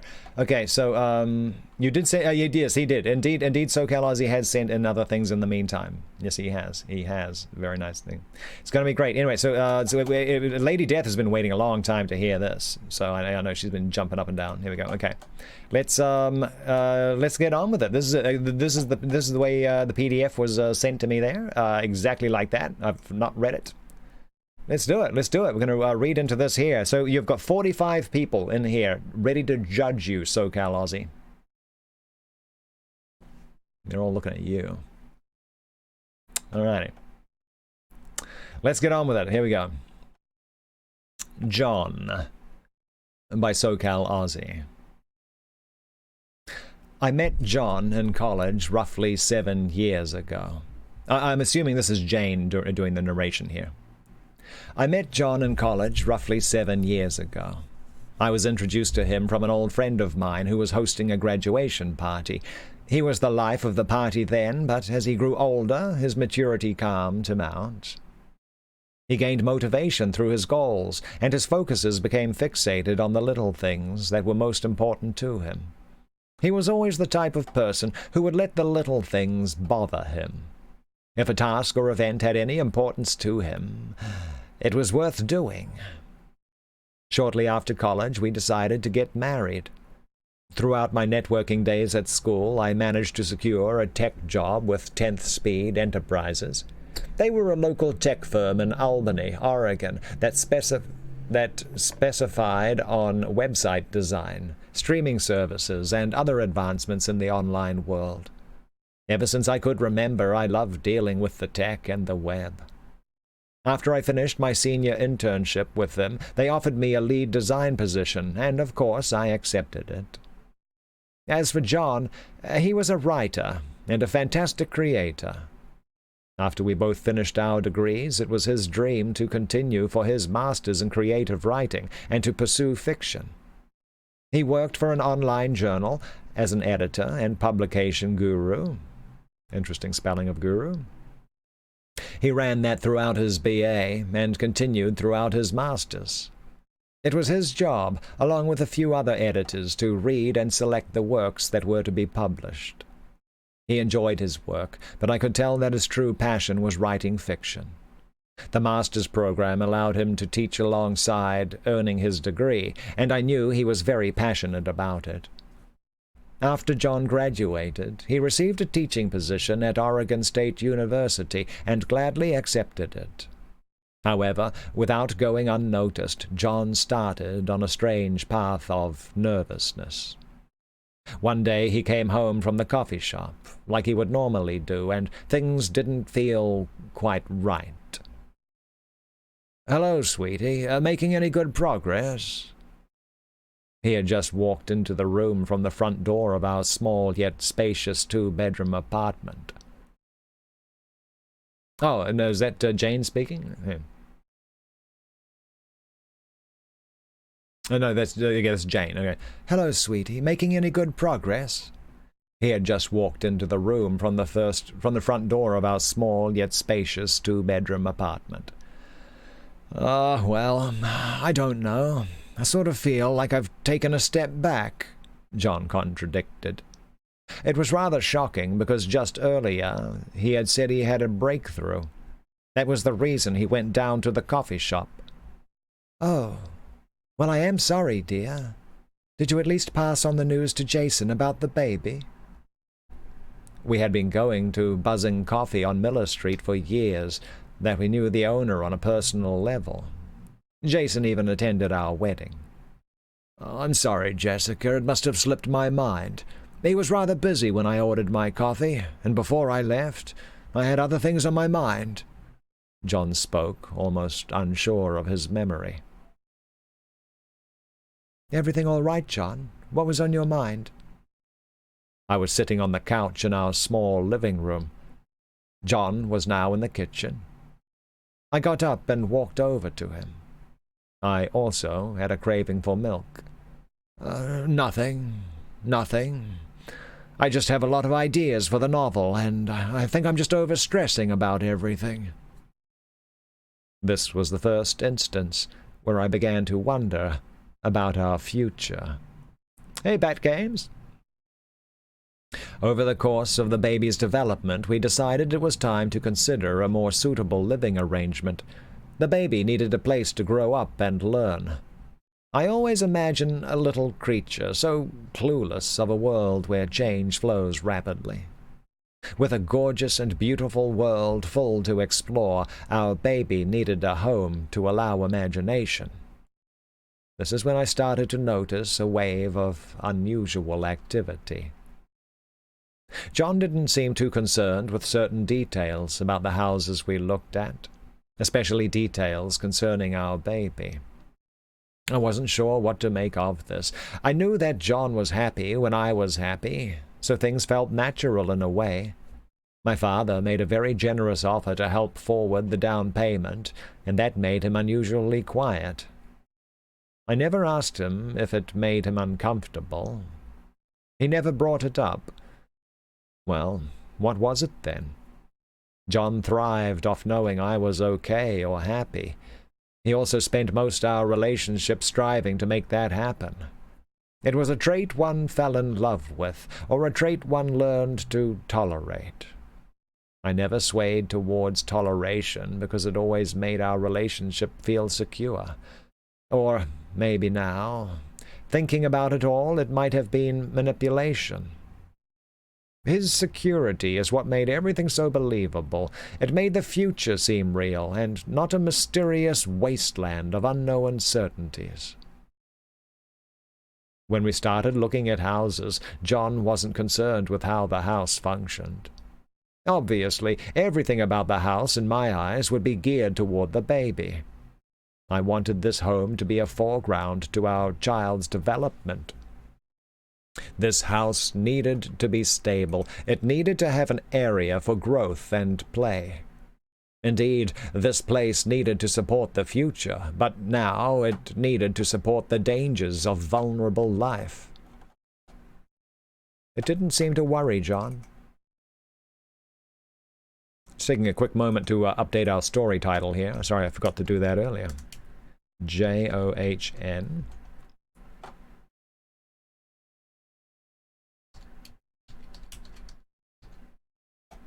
By SoCal Aussie. There we go. Much better.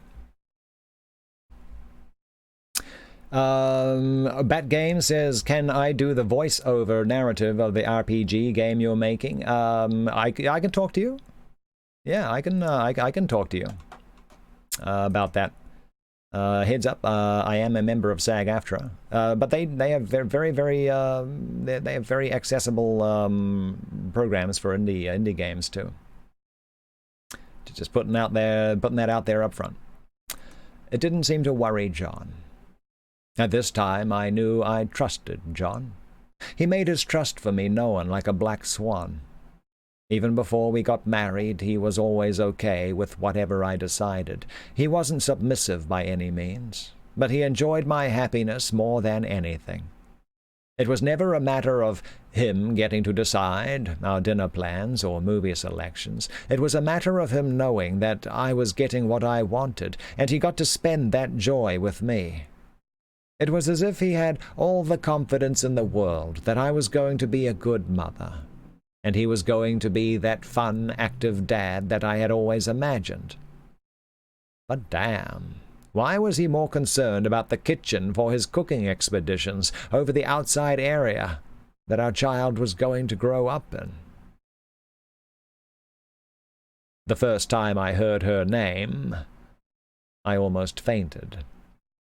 I was soon to learn that Jessica was the reason John stayed later at the coffee shop. It wasn't his fiction that was keeping him from me. When he came home later and later, I started to wonder what was going on. Another sign. I should have known, but isn't that what everyone always tells themselves? Soon after, the coffee led to talking. The talking led to teasing. The teasing led to Jessica's house.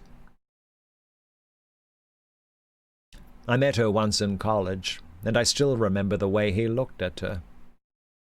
Foolishness.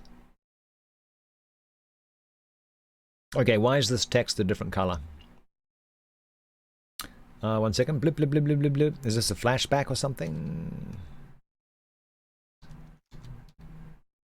I'm not sure. Okay, I don't know what that means. So, okay, by that surprised face, I guess it doesn't mean anything. Okay, no, I'm just looking for clues. All right, sometimes people do funky things with their text to, like, indicate things. I was just looking for that kind of thing. Okay. I met Jessica once in college, and I still remember the way he looked at her. Foolishness. Sorry I'm late, honey. Things are getting so close with my book. I am really liking where things are going. John was halfway in the door. He was wiggling the key, trying to get it loose from its destined hinges. His blue polo was wrinkled, and dark gray hair was abnormal. How come you haven't let me read this one? You've always let me read your work in progress, I replied, snarky. I was sitting on the couch in our small living room, reading a book and enjoying some tea. It was 6:30 after all. John missed dinner again. He never once missed dinner before. Was his work to blame? Well, like I mentioned before, I just don't know where to go with this one. I need to figure something out for the ending. But I want it to be perfect, you know. He responded, moving into the kitchen, setting his phone and laptop on the counter. John's phone rang. Well, oh my, who's calling me? John's phone moved as it vibrated on his laptop. I don't recognize this number. Those scam calls are getting brutal nowadays, I interrupted. Yeah. He scratched the back of his head and messed around with his phone. Maybe he was texting. John's phone rang again. Maybe you should answer it this time. Maybe it's work, I said. I was so clueless and pregnant then. No, I don't need to answer it. They probably want my money, okay? They always want your money. John's voice had risen a little, and I could feel the tension in his pulse. Okay, Shrek, you can calm down now. Don't get snappy with me. Or sappy either. I scurried back into my book. I was reading Lady Death by Rosa J. It was a craftily little sci-fi romance about a high-tech astro-woman fighter falling in love for a slender, handsome Rick James. Rick James was this super-cool Galactian bounty hunter who fought alone. One day, the corporation SpaceX-12 started building these astrofighters. They were dominating robot bounty hunters that were built to eliminate humans who broke the law. Only the masterminds of evil could destroy them. Soon after the astrofighters entered the galaxy, human bounty hunters started to fall off. Rick James became one of 7 human bounty hunters left in the world. Unfortunately for SpaceX-12, some of their fighters went rogue and started developing emotions and consciousness. However, luckily, certain astrofighters, like Lady Death, developed a good understanding of the situation in the world. Lady Death eventually falls in love for Rick James as they fight the remaining rogue robots. Sadly, Rick James isn't capable of loving robots because he kills them for a living. Is John Rick? Am I Lady Death? No. Apparently that was work. I guess it's one of those strange days where we need to go into the office for something. I guess we need to look at a few layout designs for the upcoming journal and make a decision. Nothing in his voice shook. He was truthful. Oh, well, that sounds interesting.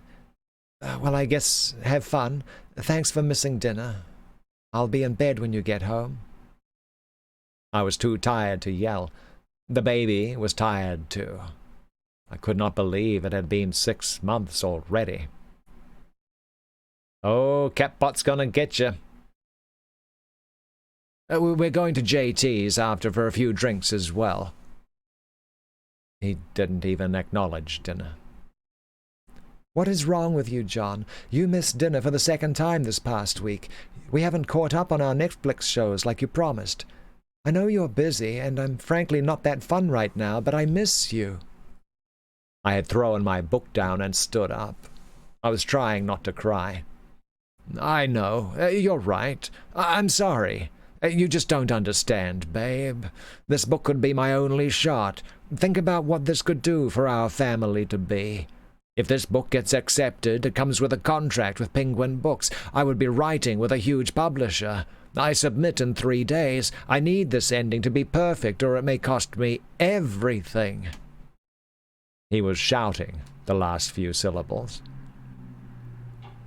That was the one and only time he ever shouted. John looked at me, tears on the verge of rainfall. John went into the bedroom and changed his clothes. He wore a black biker's jacket with dark pants.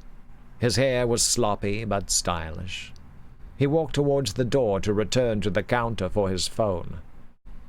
John opened the door and turned towards me, crying.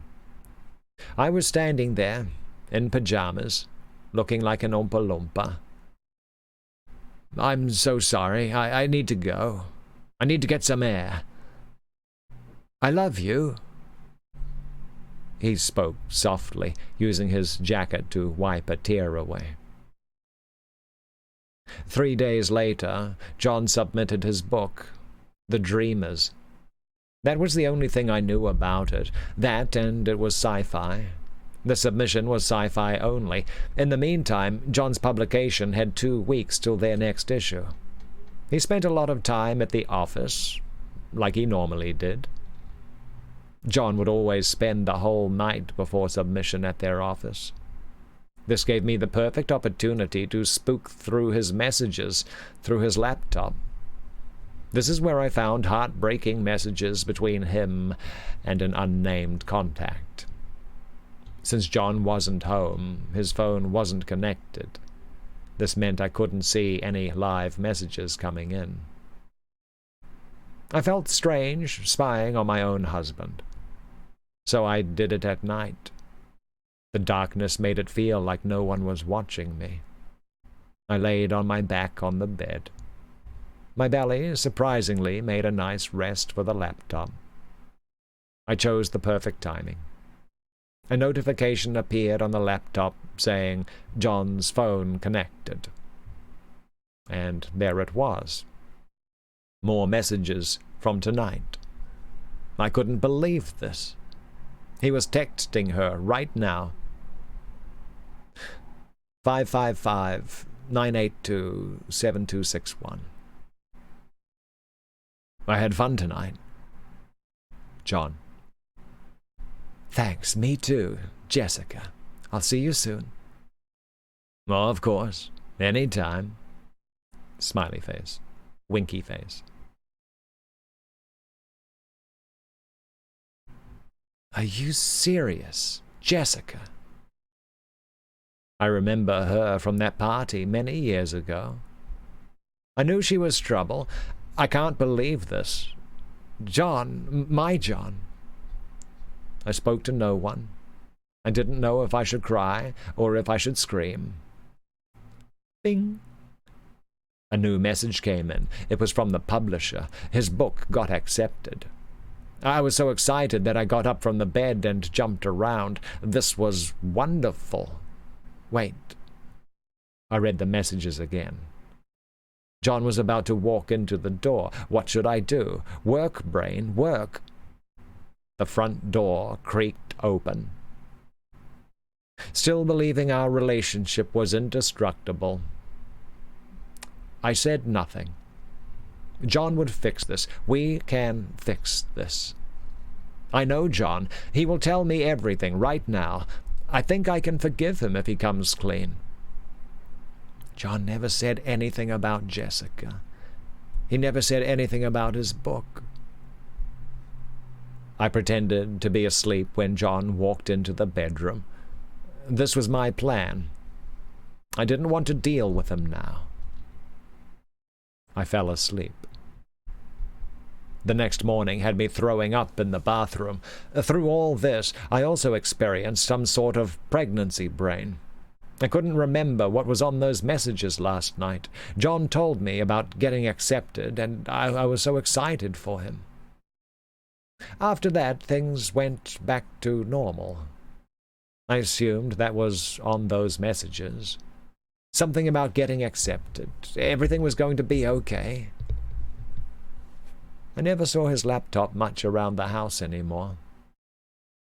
I didn't remember anything about Jessica until I saw her one day. And that's where Jane ends, and that's ending on a definitely ending on a to be continued note right there. Absolutely. Yeah, they do, Dragon God. Yeah, they do. They make those little the beanbag underneath them kind of thing there with a little flat thing on top.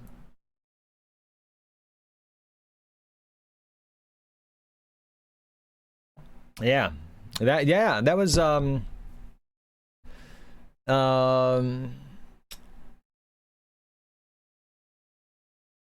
yeah, well, yeah.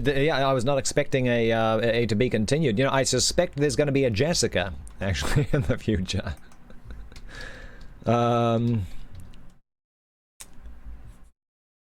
Let's see. One second.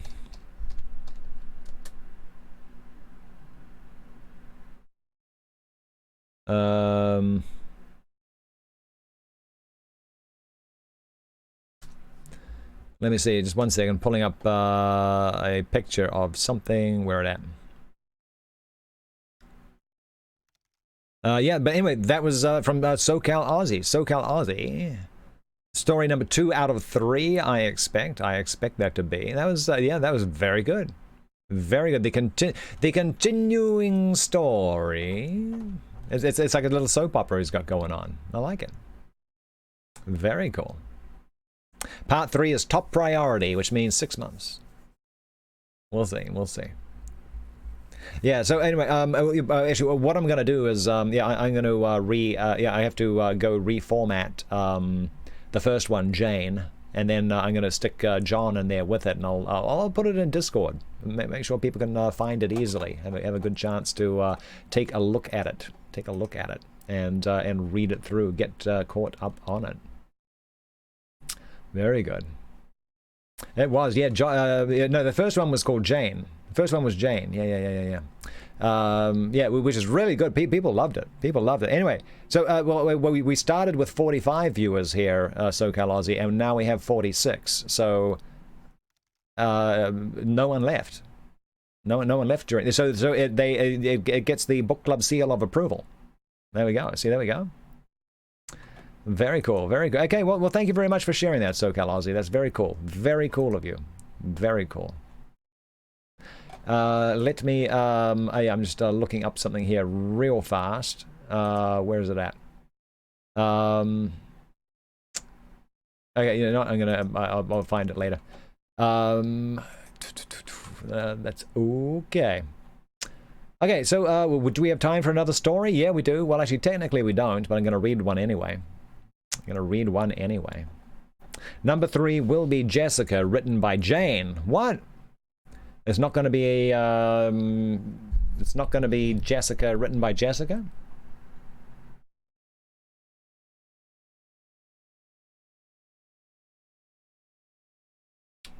Oh, we'll see how it turns out. Alrighty. Oh, for those, by the way, who are new to the stream, I just want to point out this book right over here. Whose Body by Dorothy L. Sayers. It's a murder mystery, and that's the novel that we're starting tomorrow. Yeah, Monday through Thursday is novel time. So, yeah, brand new one, starting it tomorrow. It'll be the first day of reading that. I don't know how long it is. I don't know if it's any good or not. I mean, Dorothy L. Sayers, very well-respected author, been around a while. She's only got a handful of books in the public domain, and this is one of them, so I guess it's one of her earlier works. So sometimes they hit the ground running and turn out just amazing stuff, and sometimes, you know, it's the start of something, and they have to, it takes a few books to get warmed up. We're going to find out what's going on with this one. Halo Collector usually watches on an Xbox and then type on a chat only. Yeah. You get the that's a great way to do it. Yeah. Keep on. We need 47 viewers. Yeah, that'd be sweet. Oh, Halo Collectors for 2 viewers. All right. Yeah. Is up there Pippi on my frog? What is a Pippi? Like the seashell thing? A Pippi on my frog. Interesting. All right. Okay, so we got time for one more. Yeah, we do. And tell you what, this one's going to be very interesting. Let me just, I'm going to pull it up. This one here. Let me just change the title of our thing here real fast. This one's called The Return of the Thin White Duke by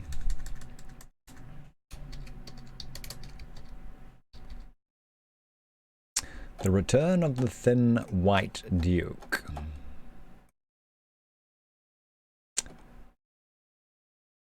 By Neil Gaiman. Yeah, that's going to be interesting. That is going to be, yeah. So what happened was a couple of days ago, someone mentioned to me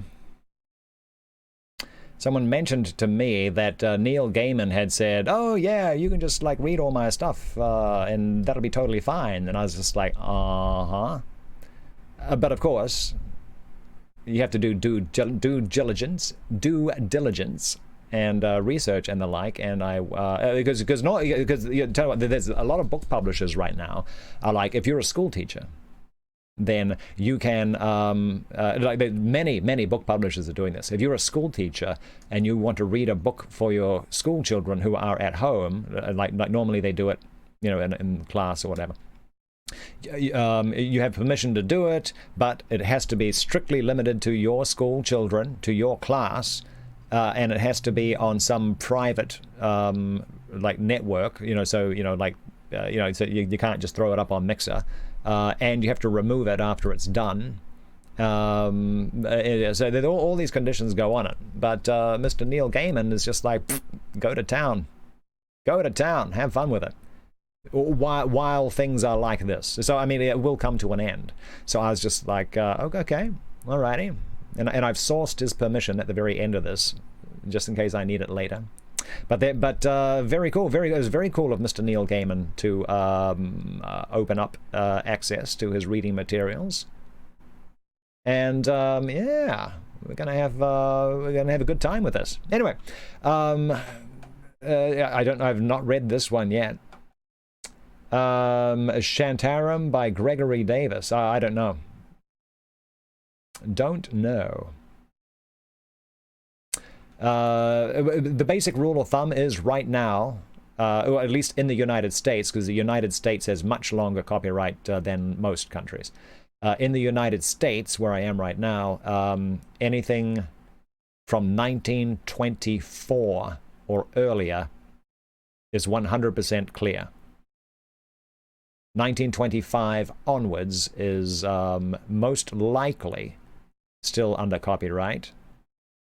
But there are several things that have fallen through the cracks, including the movie. Actually, on movie night tonight, the movie we're watching tonight was 1940 something, but they screwed up their copyright registration, so it fell into the public domain in 1977. So we're watching tonight. We're watching His Girl Friday with Cary Grant and Rosalind. I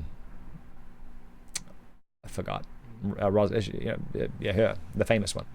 That will, that's an example of a later film, which, by all rights, if they'd done all their paperwork, would still be under copyright, but fell through. And there's a ton of like magazines. It's mainly magazines, basically, which fell into the public domain past 1925 because they would go out of business or have like terrible paper records or whatever, and they just didn't. I mean, if they're out of business, there's no way they can re-register a copyright for a second term that they were allowed at the time.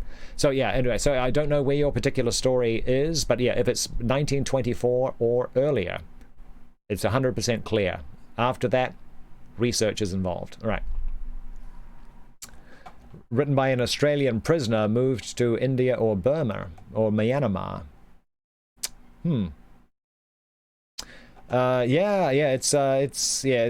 not good. I mean, there's I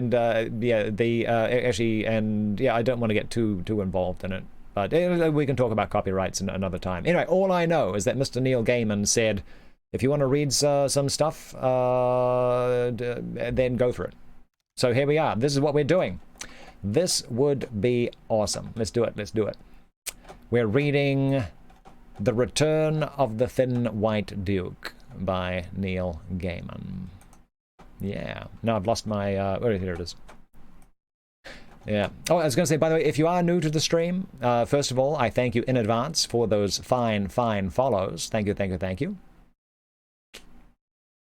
And I would also ask, if you like the stream, hit the share button below the video. Share it with your friends on Twitter or on Facebook or what have you. Because there's a lot of people right now. I mean, everyone's holed up in their homes. If they have an opportunity to hear a couple of hours of entertaining stories, mixed in with chit chat and the like, and a social chat going on the side, if they can help distract them from the whole cabin fever thing going on right now, let's let's be good to our friends there, and let them know that there's a show where they can just kick back and relax and just listen to some entertaining stuff. Take their mind off of things.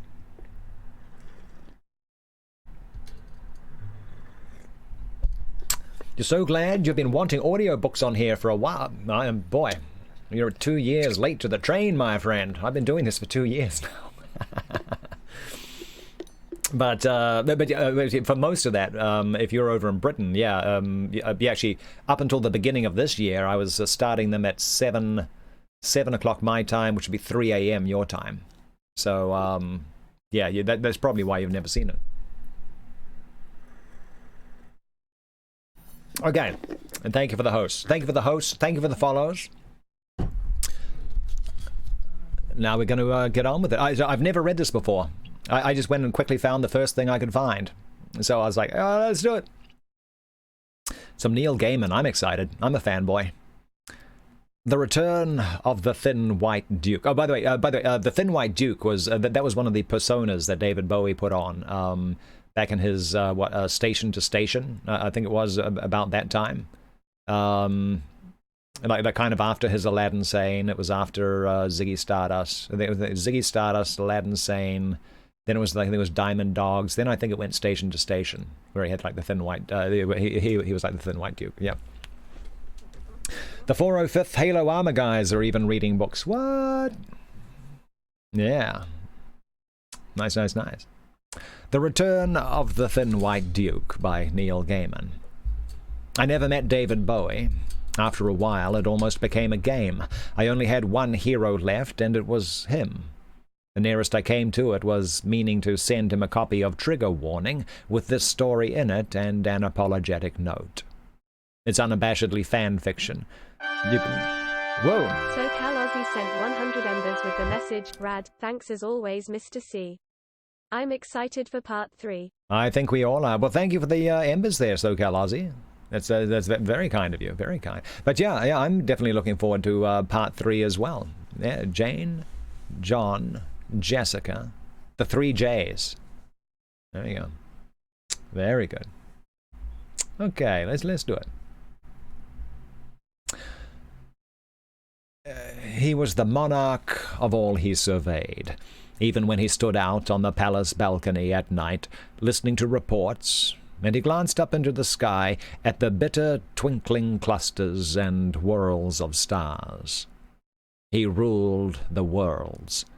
He had tried for so long to rule wisely and well, and to be a good monarch, but it is hard to rule, and wisdom can be painful. And it is impossible, he had found, if you rule to do only good, for you cannot build anything without tearing something down, and even he could not care about every life, every dream, every population of every world. Bit by bit, moment by moment, death by little death, he ceased to care. He would not die, for only inferior people died, and he was the inferior of no one. Time passed. One day, in the deep dungeons, a man with blood on his face looked at the Duke and told him he had become a monster. The next moment, the man was no more. A footnote in a history book. The Duke gave this conversation much thought over. The Duke gave this conversation much thought over the next several days, and eventually he nodded his head. The traitor was right, he said. I have become a monster. Ah, well, I wonder if any of us set out to be monsters. Once, long ago, there had been lovers, but that had been in the dawn days of the dukedom. Now, in the dusk of the world, with all pleasures available freely, but what we attain with no effort we cannot value, and with no need to deal with any issues of succession. For even the notion that another would one day succeed the Duke bordered upon blasphemy. There were no more lovers, just as there were no challenges. He felt as if he were asleep, while his eyes were open and his lips spoke. But there was nothing to wake him. Sup, Gold Nero? The day after it had occurred to the Duke that he was now a monster was the Day of Strange Blossoms, celebrated by the wearing of flowers brought to the ducal palace from every world and every plane. It was a day that all in the ducal palace, which covered a continent, were traditionally merry, and in which they cast off their cares and darknesses. But the Duke was not happy. "How can you be made happy?" asked the information beetle on his shoulder, there to relay his master's whims and desires to 100 worlds. "Give the word, your grace, and empires will rise and fall to make you smile. Stars will flame nova for your entertainment." "Perhaps I need a heart," said the Duke. "I shall have 100 hearts, immediately plucked, ripped, torn, incised, sliced, and otherwise removed from the chest of 10,000 perfect specimens of humanity," said the information beetle. "How do you wish them prepared? Shall I alert the chief, the chefs, or the taxidermists, the surgeons, or the sculptors?" "I need to care about something," said the Duke. "I need to value life. I need to wake." The beetle chittered and chirruped on his shoulder. It could access the wisdom of 10,000 worlds, but it could not advise its master when he was in this mood. So it said nothing. It relayed its concern to its predecessors, the older information beetles and scarabs, now sleeping in ornate boxes on 100 worlds, and the scarabs consulted among themselves with regret, because, in the vastness of time, even this had happened before, and they prepared to deal with it. A long-forgotten subroutine from the morning of the worlds was set into motion. The Duke was performing the final ritual of the Day of Strange Blossoms, with no expression on his thin face. A man seeing his world as it was and valuing it not at all. When a small winged creature fluttered out from the blossom in which she had been hiding. "Your Grace," she whispered, "my mistress needs you, please. You are her only hope." "Your mistress?" asked the Duke. "The creature comes from beyond," clicked the beetle. This is the beetle. "The creature comes from beyond," clicked the beetle on his shoulder. "From one of the places that does not acknowledge the ducal overlordship. From the lands beyond life and death, between being and unbeing. It must have hidden itself inside an imported off-world orchid blossom. Its words are a trap or a snare. I shall have it destroyed." "No," said the Duke. "Let it be." He did something he had not done for many years, and stroked the beetle with a thin white finger. Its green eyes turned black, and it chittered into perfect silence. He cupped the tiny thing in his hands, and walked back to his quarters, while she told him of her wise and noble queen, and of the giants, each more beautiful than the last, and each more huge and dangerous and more monstrous, who kept her queen a captive.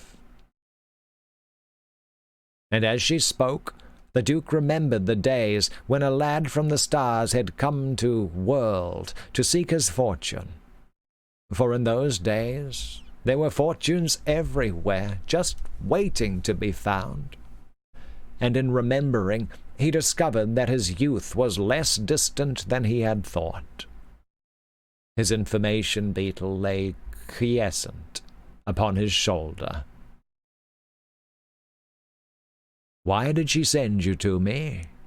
he asked the little creature. But her task accomplished, she would speak no more, and in moments she vanished, as instantly and as permanently as a star that had been extinguished upon ducal order.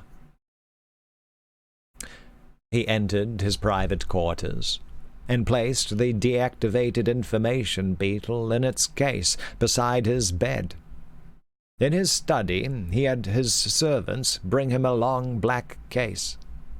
He opened it himself, and with a touch he activated his master advisor. It shook itself, then wriggled up and about his shoulders in viper form, its serpent tail forking into the neural plug at the base of his neck. The Duke told the serpent what he intended to do. "That's not wise," said the master advisor, the intelligence and advice of every ducal advisor in memory to it, after a moment's examination of precedent. "I seek adventure, not wisdom," said the Duke. A ghost of a smile began to play at the edges of his lips. The first smile that his servants had seen in longer than they could remember. "Then, if you will not be dissuaded, take a battle steed," said the advisor. It was good advice. The Duke deactivated his master advisor, and he sent for the key to the battle steed's stable. The key had not been played in 1,000 years. Its strings were dusty. There had once been 6 battle steeds, one for each of the lords and ladies of the evening. They were brilliant, beautiful, unstoppable. And when the Duke had been forced, with regret, to terminate the career of each of the rulers of the evening, he had declined to destroy their battle steeds, instead placing them where they could be of no danger to the worlds. Thank you for that follow there, Mr. Skip. The Duke took the key and played an opening arpeggio.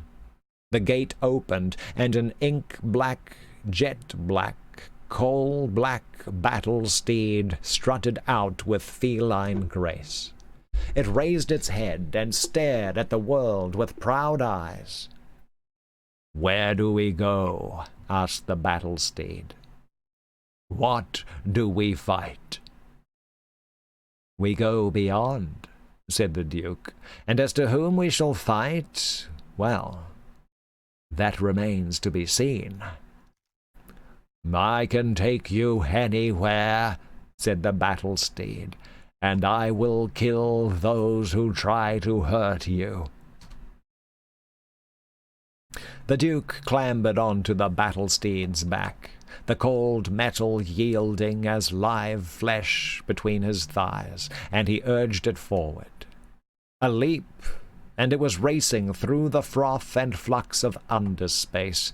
Together they were tumbling through the madness between the worlds. The Duke laughed then, where no man could hear him, as they traveled together through underspace, traveling forever in the undertime that is not reckoned against the seconds of a person's life.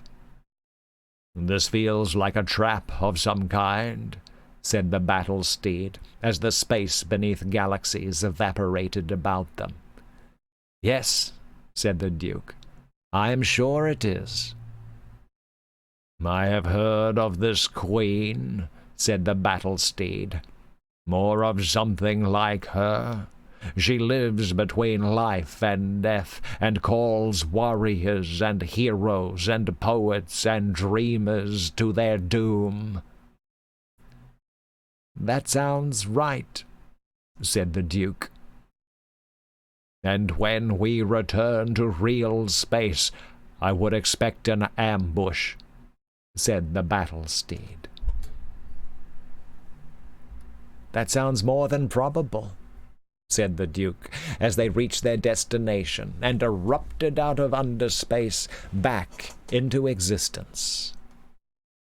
The guardians of the palace were as beautiful as the messenger had warned him, and as ferocious, and they were waiting. "What are you doing?" they called, as they came in for the assault. "Do you know that strangers are forbidden here? Stay with us. Let us love you. We will devour you with our love." "I have come to rescue your queen," he told them. "Rescue the queen?" they laughed. "She will have your head on a plate before she looks at you. Many people have come to save her over the years. Their heads sit on golden plates in her palace. Yours will simply be the freshest." There were men who looked like fallen angels, and women who looked like demons risen. There were people so beautiful that they would have been all that the Duke had ever desired had they been human. And they pressed close to him, skin to carapace and flesh against armor, so they could feel the coldness of him, and he could feel the warmth of them. "Stay with us, let us love you," they whispered, and they reached out with their sharp talons and teeth. "I do not believe your love will prove to be good for me," said the Duke. One of the women, fair of hair, with eyes of a peculiar translucent blue, reminded him of someone long forgotten, of a lover who had passed out of his life a long time before. He found her name in his mind, and would have called it aloud to see if she turned, to see if she knew him, but the battle steed lashed out with sharp claws, and the pale blue eyes were closed forever. The battle steed moved fast, like a panther, and each of the guardians fell to the ground, and writhed, and was still. The Duke stood before the Queen's palace. He slipped from his battle steed to the fresh earth. "Here I go on alone," he said. "Wait, and one day I shall return." "I do not believe you will ever return," said the battle steed. "I shall wait until time itself is done, if need be. But still my fear for you." The Duke touched his lips to the black steel of the steed's head, and bade it farewell. He walked on to rescue the Queen. He remembered a monster who had ruled worlds and who would never die, and he smiled, because he was no longer that man. For the first time since his first youth, he had something to lose, and the discovery of that made him young again. His heart began to pound in his chest as he walked through the empty palace, and he laughed out loud. She was waiting for him in the place where flowers die. She was everything he had imagined that she would be. Her skirt was simple and white. Her cheekbones were high and very dark. Her hair was long, and the infinitely dark color of a crow's wing. "I'm here to rescue you," he told her. "You are here to rescue yourself," she corrected him. Her voice was almost a whisper, like the breeze that shook the dead blossoms. He bowed his head, although she was as tall as he was. 3 questions, she whispered. "Answer them correctly, and all you desire shall be yours. Fail, and your head will rest forever on a golden dish. Her skin was the brown of the dead rose petals. Her eyes were the dark gold of amber. Ask your 3 questions, he said, with a confidence he did not feel. Hey there, Dr. Eye Hacker. The Queen reached out a finger, and she ran the tip of it gently along his cheek. The Duke could not remember the last time that anybody had touched him without his permission. "What is bigger than the universe?" she asked. "Under space and under time," said the Duke, "for they both include the universe and also all that is not the universe. But I suspect you seek a more poetic and less accurate answer. The mind, then, for it can hold the universe, but also imagine things that have never been and are not." The Queen said nothing. "Is that right? Is that wrong?" asked the Duke.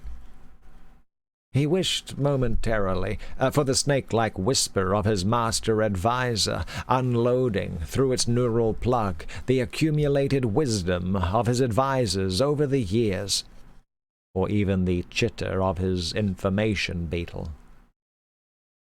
"The second question," said the Queen. "What is greater than a king?"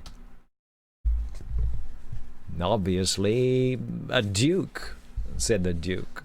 "For all kings, popes, chancellors, empresses, and such serve at and only at my will.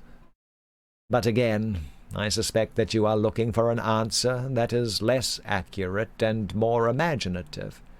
The mind, again, is greater than a king, or a duke, because although I am the inferior of nobody, there are those who could imagine a world in which there is something superior to me, and something else again superior to that, and so on. No, wait.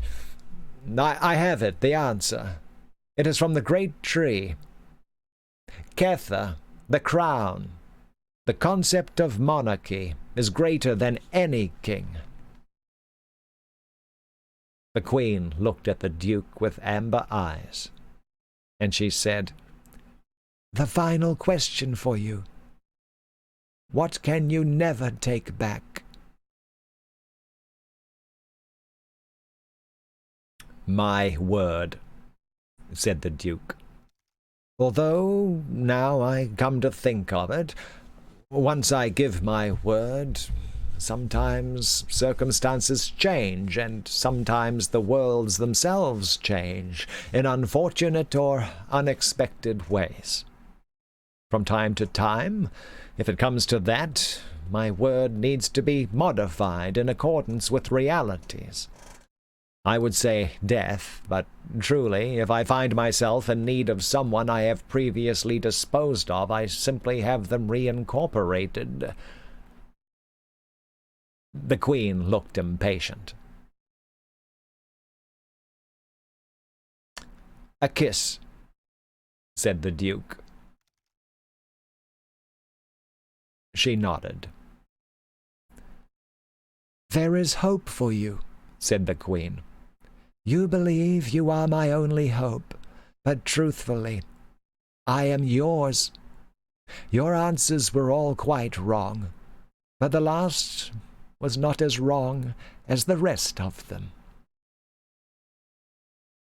The Duke contemplated losing his head to this woman, and found the prospect less disturbing than he would have expected. A wind blew through the garden of dead flowers. Dr. Hacker sent 10 embers with the message Ember. I like the size of that. Thank you. I'll take 'em all. Wow. In they come, one by one. Dr. Hacker sent 10 embers with the message Ember. Oh, there we go. Got Hail Darth Vader, Dr. I, but there we go. Oh, yeah.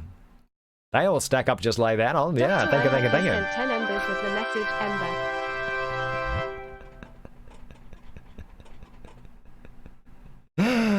That's hilarious. It's all good. It's all good. It's all. I will set Dr. aside. iHacker sent 10 embers with the message Ember.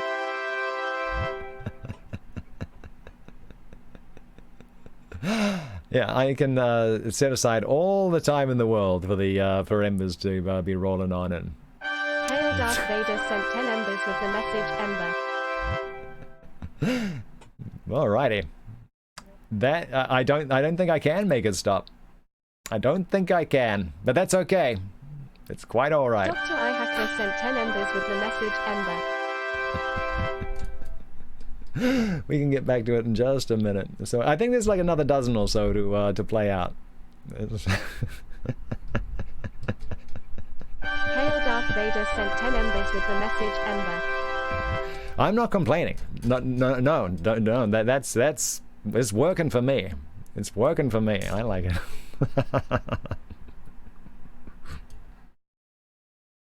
Gives me a chance to stop and have a little sip of coffee while we wait for things to settle down. Okay, I think that was it. That might have been it. Very cool. So that was actually kind of funny. That was good. Halo Collectors, how do you do 10 embers? I forget the command for it. It's a slash command that you can do for it. It's like /embers space 10 and then a little multiplier sign, and then you can do it to. Skip Donald UK sent 50 embers with the message spilled tea. Boom, thank you. Boom, thank you, says Mr. Skip. Thank you. Yeah, I'll have to look it up there. Halo Collector. It's been like an inside thing for quite a while, but they I think Mixer might have even made a blog about it recently. I think it's officially out there now. The /embers, /ember or /embers. I'm not sure, but yeah, you can do them in multiples of 10. You try it in the app and Xbox, it doesn't work. Interesting. Ember. Is it Ember times 1? Okay, yeah. So if you do Ember times 3. It'll put the little 10 thing in there, but there'll be like a little 3 off to the side of it for like 30 embers. So yeah, you can do them in multiples of 10. And if you do it like that, and you do it a times 5, then you can, if 50 embers and above, you can add a message to it, just as a line command, yeah. It's all good, Donna. I'm not quite sure how to say that last name. Donna. Skip Donna. I fake my English pronunciation as best I can. That was good. That was a much needed break. Thank you. Very nice. And thank you. Thank you for the new followers. Thank you for the embers, Dr. iHacker, and Hail Darth Vader. Thank you. And of course, skipped on out. Okay, let's go. We do need to get back to our shorts, right? Usually bots are set for notifications. Yeah, I know I'm not one of those people that is pimping all the time for embers, so I celebrate anything that comes along. So yeah, thank you once again. Okay, okay. So the Duke has just failed. The Duke has just failed in his quest. Okay, for those who just joined in, this is The Return of the Thin White Duke by Neil Gaiman, who is normally I would never be reading this because it's not in the public domain.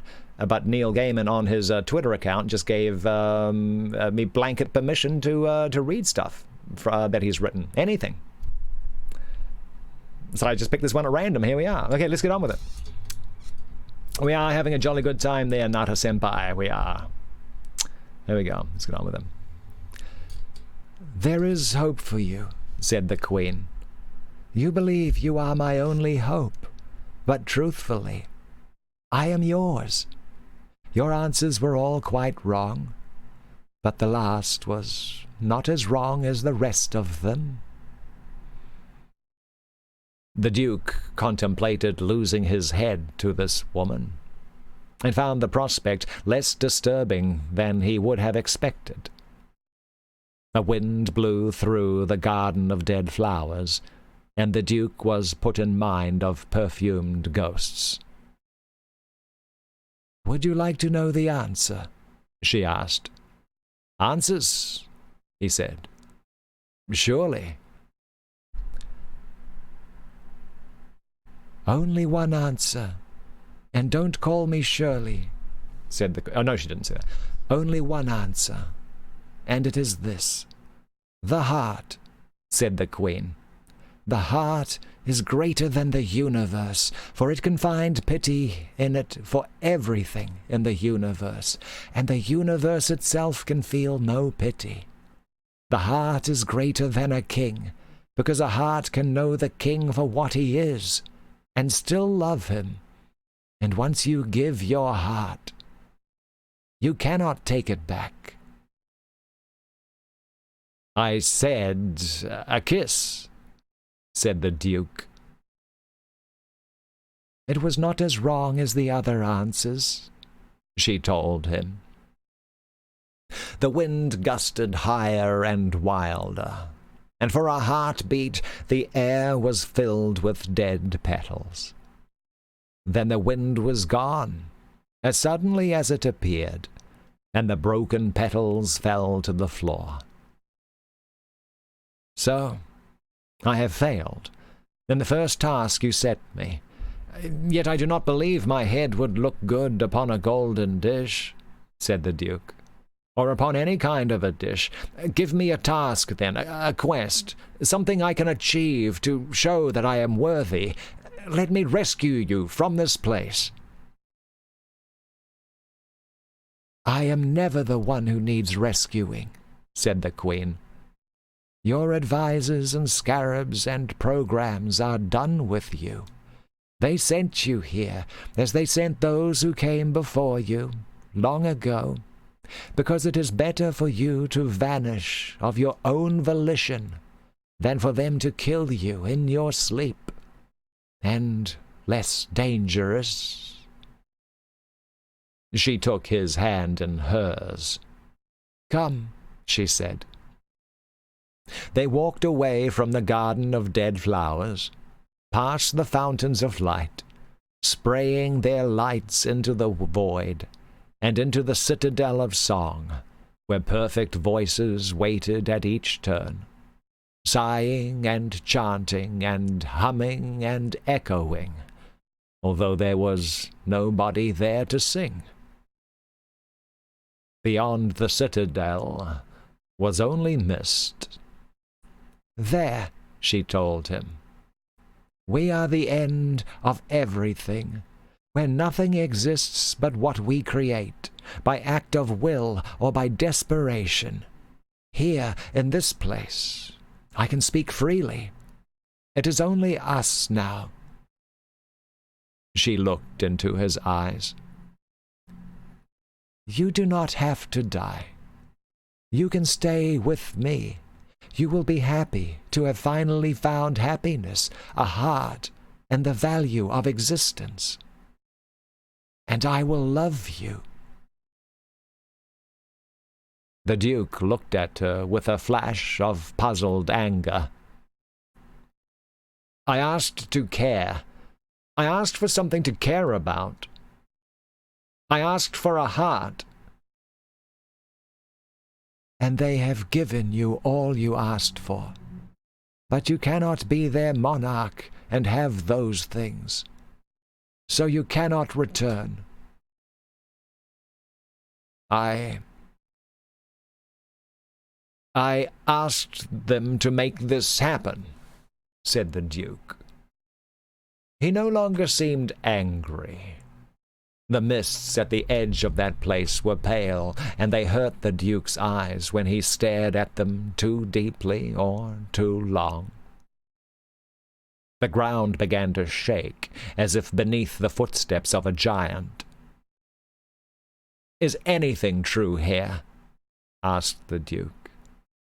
Is anything permanent? Everything is true, said the Queen. The giant comes, and it will kill you, unless you defeat it. How many times have you been through this? Asked the Duke. How many heads have wound up on golden dishes? "Nobody's head has ever wound up on a golden platter," she said. "I am not programmed to kill them. They battle for me, and they win me, and they stay with me until they close their eyes for the last time. They are content to stay, or I make them content. But you need your discontent, don't you?" He hesitated. Then he nodded. She put her arms around him and kissed him, slowly and gently. The kiss, once given, could not be taken back. "So now I will fight the giant and save you." "It is what happens." He looked at her. He looked down at himself, at his engraved armor, at his weapons. "I am no coward. I have never walked away from a fight. I cannot return, but I will not be content to stay here with you. So I will wait here, and I will let the giant kill me." She looked alarmed. "Stay with me? Stay?" The Duke looked behind him, into the blank whiteness. "What lies out there?" he asked. "What is beyond the mist?" "You would run," she asked. "You would leave me." "I will walk," he said. "And I will not walk away, but I will walk towards. I wanted a heart. What is on the other side of that mist?" She shook her head. "Beyond the mist is Malkuth, the kingdom. But it does not exist unless you make it so. It becomes as you create it.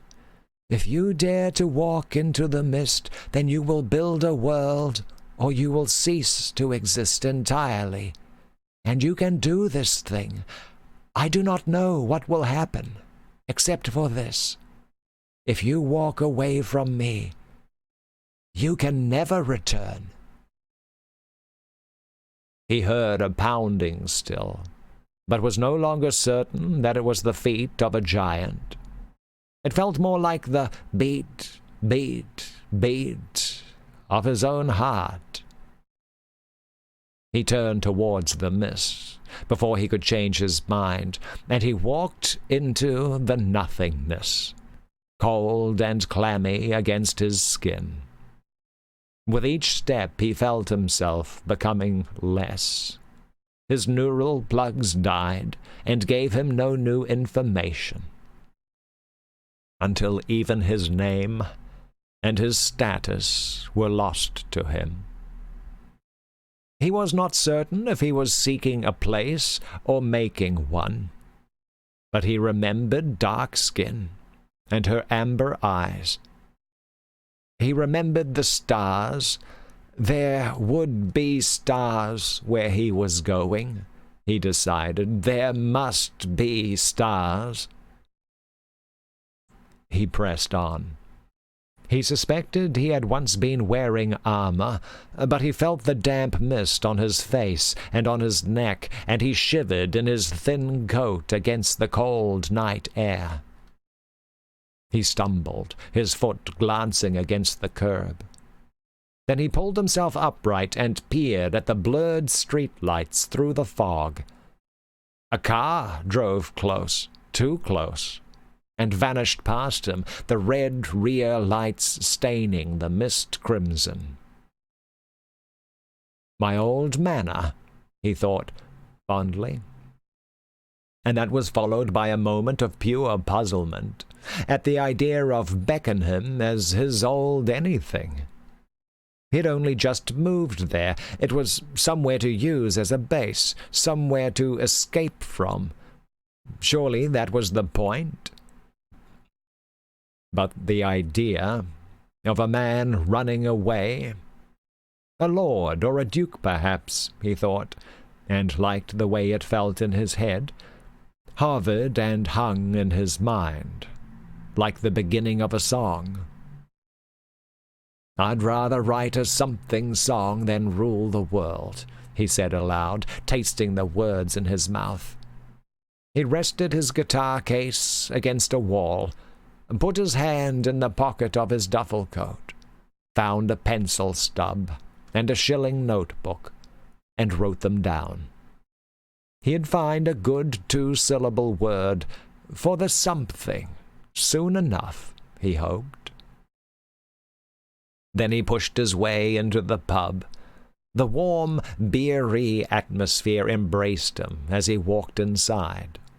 The low fuss and grumble of pub conversation. Somebody called his name, and he waved a pale hand at them, pointed to his wristwatch, and then to the stairs. Cigarette smoke gave the air a faint blue sheen. He coughed once, deep in his chest, and craved a cigarette of his own. Up the stairs, with the threadbare red carpeting, holding his guitar case like a weapon. Whatever had been in his mind before he turned the corner into the high street, evaporating with each step. He paused in the dark corridor before opening the door to the pub's upstairs room. From the buzz of small talk and the clink of glasses, he knew there was already a handful of people waiting and working. Someone was tuning a guitar. "Monster," thought the young man. "That's got 2 syllables." He turned the word around in his mind several times before he decided that he could find something better, something bigger, something more fitting for the world he intended to conquer. And with only a momentary regret, he let it go forever and walked inside.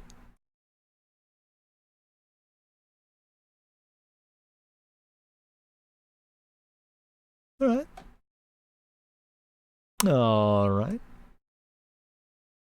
There we go. That was The Return of the Thin White Duke by Neil Gaiman.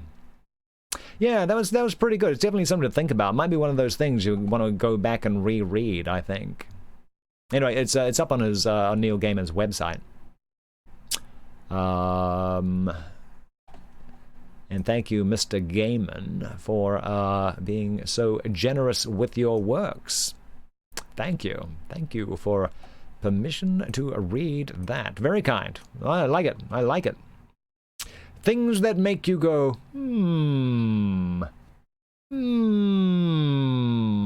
Alrighty.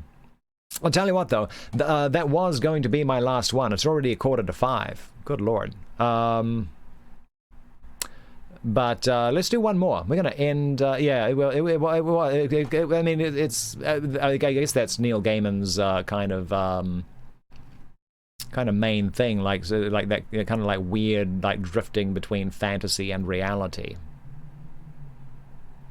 Yeah, that's what he's known for. But tell you what, that was supposed to be my last story. But what I'm going to do, that just reminded me so much of a favorite Lovecraft story that we're going to. Oh, that's Poe. Right? No, that's my wrong book. Wrong book. Okay, so by the way, excellent stories so far. Excellent stories so far. We started with Old Nurse's Story. That was a special request by book club regular here, Rose Morales. Thank you for that. It was a very good suggestion. I'm very happy to read it. Great gothic ghost story. That was very good. Followed up by John, a follow-on, or I guess the She Said kind of side of which started off in Jane a few months ago. And then Neil Gaiman's The Return of the Thin White Duke. I'm looking up the White Ship right now, because that thing we were reading there by Neil Gaiman, it totally reminded me of this, actually. So I had intended on stopping, but we're going to do one more, just because I have this on my mind now, and I need to get it out of... It's got to get out of my mind! The White Ship. The White Ship by H.P. Lovecraft. Okay, so actually, before we get started in there, before we get, Cthulhu, he says. Cthulhu, or is it Cthulhu? Or is it Cthulhu? I don't know. The world may never know. The world may never know.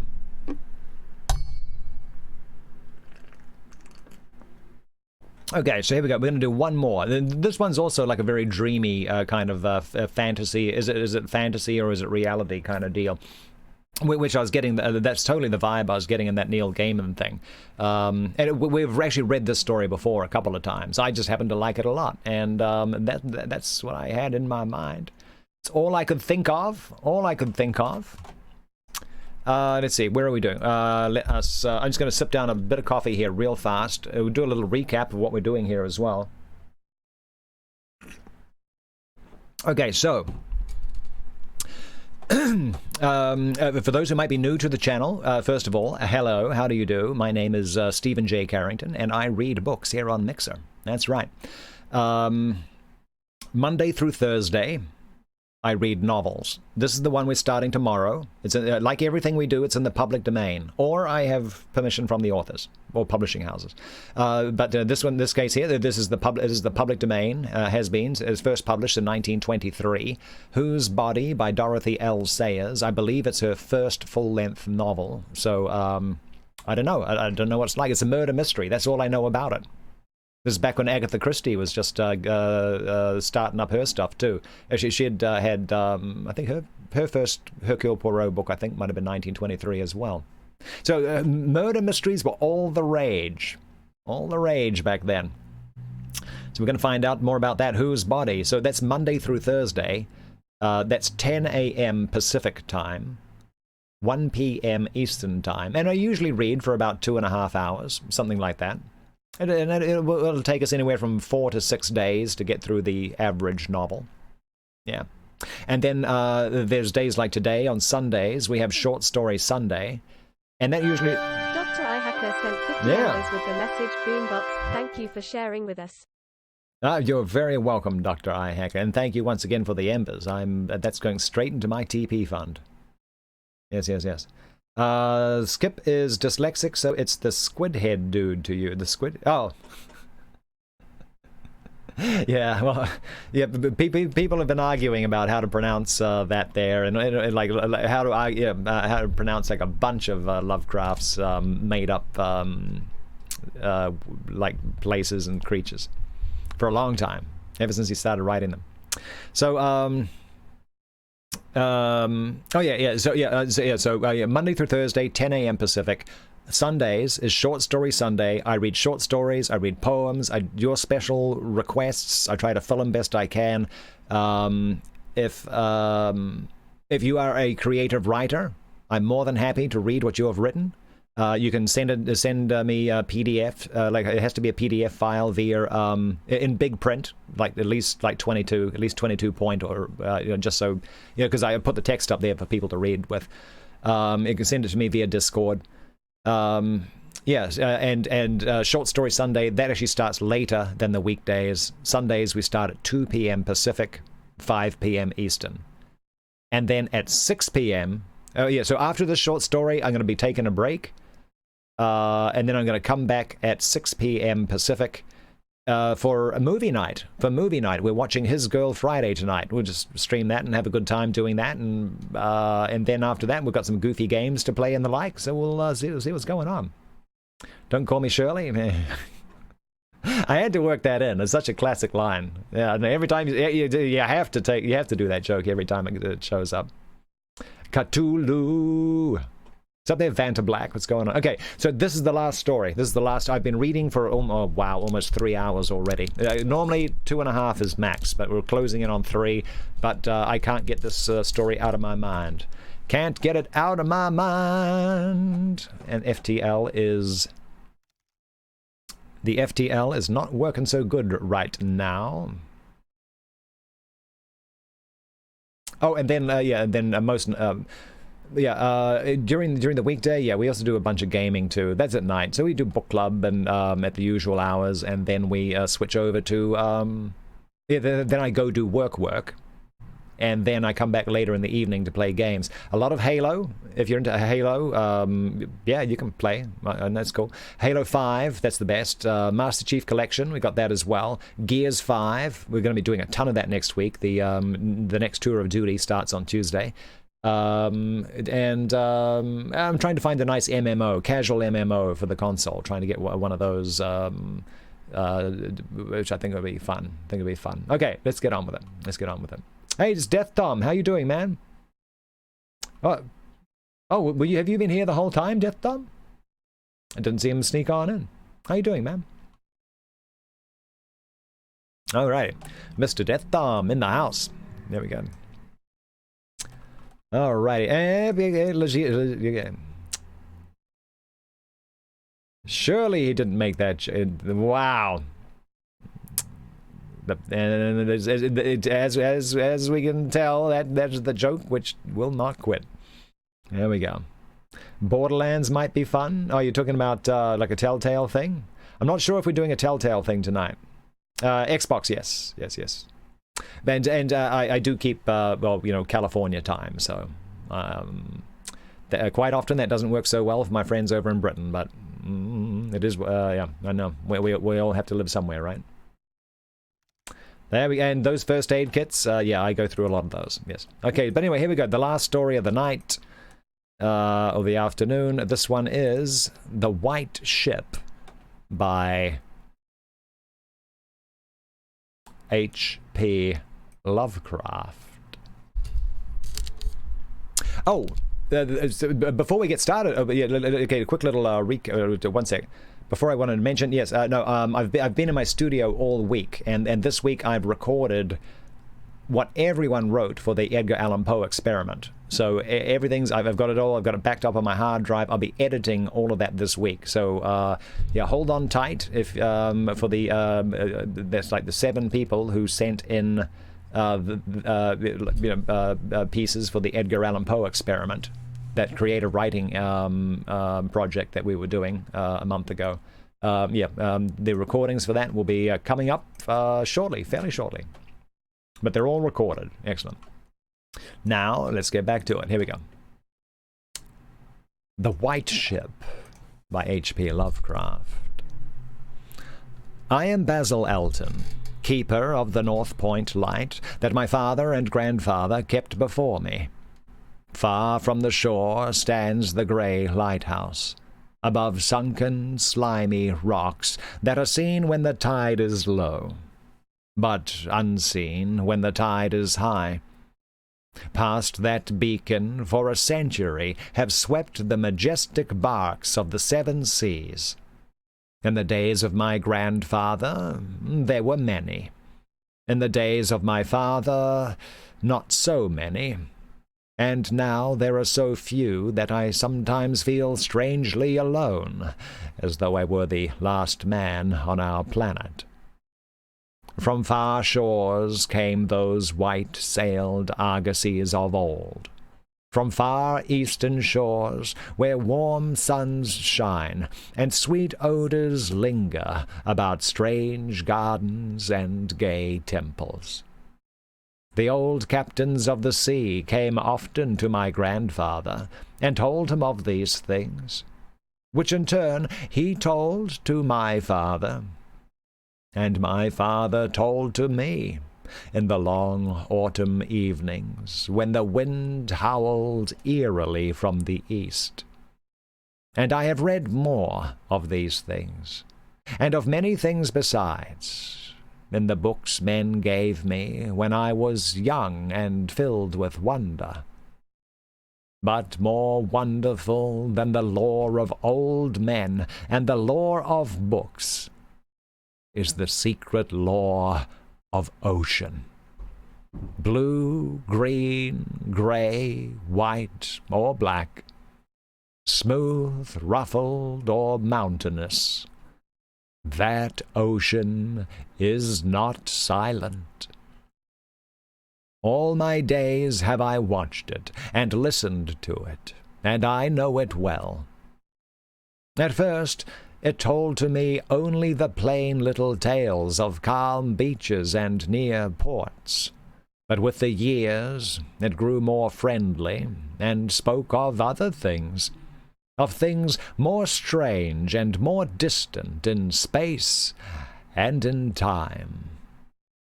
Sometimes at twilight the grey vapours of the horizon have parted to grant me glimpses of the ways beyond, and sometimes at night the deep waters of the sea have grown clear and phosphorescent, to grant me glimpses of the ways beneath.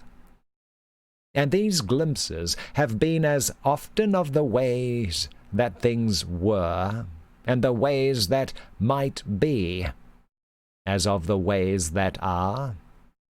For ocean is more ancient than the mountains, and freighted with the memories and the dreams of time. Out of the south it was that the white ship used to come, when the moon was full and high in the heavens. Out of the south it would glide very smoothly and silently over the sea.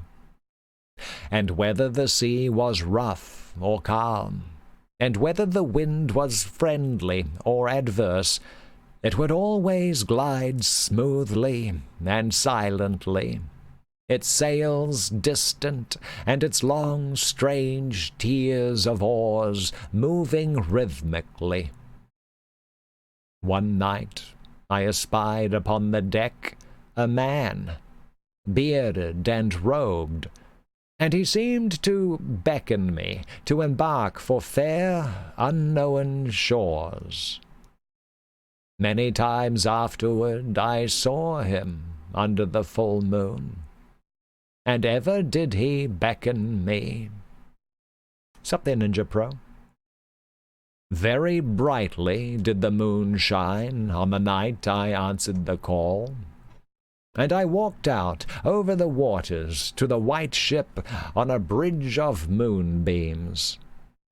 The man who had beckoned now spoke a welcome to me in a soft language I seemed to know well, and the hours were filled with soft songs of the oarsmen, as we glided away into a mysterious south, golden with the glow of that full, mellow moon. Sup, Gamer D. And when the day dawned, rosy and effulgent, I beheld the green shore of far lands, bright and beautiful, and, to me, unknown. Up from the sea rose lordly terraces of verdure, tree-studded, and showing here and there the gleaming white roofs and colonnades of strange temples. As we drew nearer the green shore, the bearded man told me of that land, the land of Za, where dwell all the dreams and thoughts of beauty that come to men once, and then are forgotten. And when I looked upon the terraces again, I saw that what he said was true, for among the sights before me were many things I had once seen through the mists beyond the horizon, and in the phosphorescent depths of ocean. There, too, were forms and fantasies more splendid than any I had ever known. the visions of young poets who died in want before the world could learn of what they had seen and dreamed. But we did not set foot upon the sloping meadows of Za, for it is told that he who treads them may never more return to his native shore.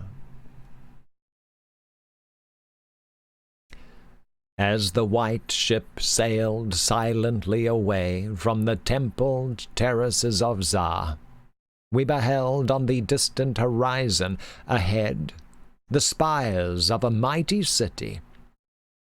And the bearded man said to me, "This is Thalarion, the city of 1,000 wonders, wherein reside all those mysteries that man has striven in vain to fathom." And I looked again, at closer range, and I saw that the city was greater than any city I had known or dreamed of before. Into the sky the spires of its temples reached, so that no man might behold their peaks.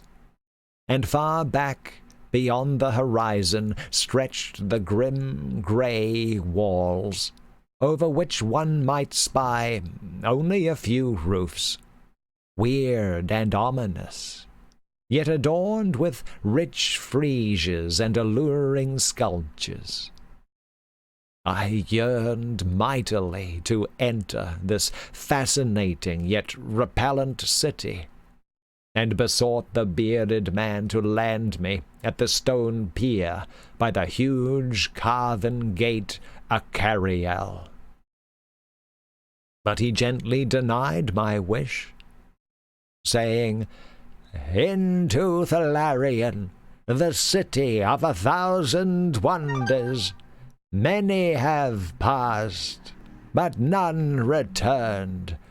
Therein walk only demons and mad things that are no longer men, and the streets are white with the unburied bones of those who have looked upon the Eidolon Lathi that reigns over the city." So the white ship sailed on past the walls of Thalarion, and followed for many days a southward flying bird, whose glossy plumage matched the sky out of which it had appeared. Then came we to a pleasant coast, gay with blossoms of every hue, where as far inland as we could see basked lovely groves and radiant arbors beneath a meridian sun. From bowers beyond our view came bursts of song and snatches of lyric harmony, interspersed with faint laughter so delicious that I urged the rowers onward in my eagerness to reach the scene. And the bearded man spoke no word, but watched me as we approached the lily-lined shore. Suddenly, a wind blowing from over the flowery meadows and leafy woods brought a scent at which I trembled. The wind grew stronger, and the air was filled with the lethal charnel odor of plague-stricken towns and uncovered cemeteries. And as we sailed madly away from that damnable coast, the bearded man spoke at last, saying, "This is Zura, the land of pleasures unattained." So once more the white ship followed the bird of heaven, over warm, blessed seas, fanned by caressing, aromatic breezes. Day after day, and night after night did we sail. And when the moon was full, we would listen to soft songs of the oarsmen, sweet as on that distant night when we sailed away from my far native land. And it was by moonlight that we anchored at last in the harbor of Sona Nyl, which is guarded by twin headlands of crystal that rise from the sea and meet in a resplendent arch. This is the land of fancy, and we walked to the verdant shore upon a golden bridge of moonbeams. In the land of Sona Nyl, there is neither time nor space, neither suffering nor death. And there I dwelt for many aeons. Green are the groves and pastures, bright and fragrant the flowers, blue and musical the streams, clear and cool the fountains, and stately and gorgeous the temples, castles, and cities of Sona Nyl. Of that land there is no bound, for beyond each vista of beauty rises another, more beautiful. Over the countryside and amidst the splendor of cities rove at will the happy folk, of whom all are gifted with unmarred grace and unalloyed happiness. For the aeons that I dwelt there, I wandered blissfully through gardens where quaint pagodas peep from pleasing clumps of bushes, and where the white walks are bordered with delicate blossoms. I climbed gentle hills from whose summits I could see entrancing panoramas of loveliness, with steepled towns nestling in verdant valleys, and with the golden domes of gigantic cities glittering on the infinitely distant horizon. And I viewed by moonlight the sparkling sea, the crystal headlands, and the placid harbor, wherein lay anchored the white ship. Sup there, Delat Crafter. It was against the full moon one night in the immemorial year of Tharp that I saw outlined the beckoning form of the celestial bird, and felt the first stirrings of unrest. Then I spoke with the bearded man, and told him of my new yearnings to depart for remote Cathuria, which no man hath seen, but which all believe to lie beyond the basalt pillars of the west. It is the land of hope, and in it shine the perfect ideals of all that we know elsewhere. Or at least, so men relate. But the bearded man said to me, "Beware of those perilous seas wherein men say Cathuria lies. In Sona Nyl there is no pain nor death, but who can tell what lies beyond the basalt pillars of the west?" Nevertheless, at the next full moon, I boarded the white ship, and with the reluctant bearded man left the happy harbor for untraveled seas. 1 second, we'll get a little coffee.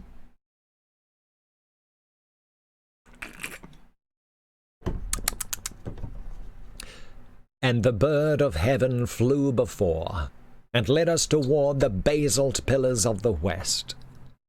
But this time the oarsmen sang no soft songs under the full moon. In my mind, I would often picture the unknown land of Cathuria with its splendid groves and palaces, and would wonder what new delights there awaited me. Cathuria, I would say to myself, is the abode of gods, and the land of unnumbered cities of gold. Its forests are of aloe and sandalwood, even as the fragrant groves of Cameron. And among the trees flutter gay birds sweet with song. On the green and flowery mountains of Cathuria stand temples of pink marble, rich with carven and painted glories, and having in their courtyards cool fountains of silver, where purl with ravishing music the scented waters that come from the grotto-born river Narg. And the cities of Cathuria are cinctured with golden walls, and their pavements also are of gold. In the gardens of these cities are strange orchids and perfumed lakes, whose beds are of coral and amber. At night, the streets and the gardens are lit with gay lanterns fashioned from the three-colored shell of the tortoise, and here resound the soft notes of the singer and the lutenist. And the houses of the cities of Cathuria are all palaces, each built over a fragrant canal, bearing the waters of the sacred Narg. Of marble and porphyry are the houses, and roofed with glittering gold that reflects the rays of the sun, and enhances the splendor of the cities, as blissful gods view them from the distant peaks. Fairest of all is the palace of the great monarch Dorieb, whom some say to be a demigod, and others a god. High is the palace of Dorieb, and many are the turrets of marble upon its walls. In its wide halls many multitudes assemble, and here hang the trophies of the ages.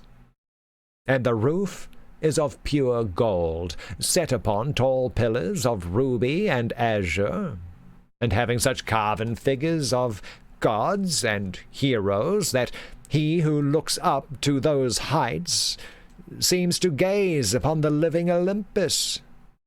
And the floor of the palace is of glass, under which flow the cunningly lighted waters of the Narg, gay with gaudy fish not known beyond the bounds of lovely Cathuria.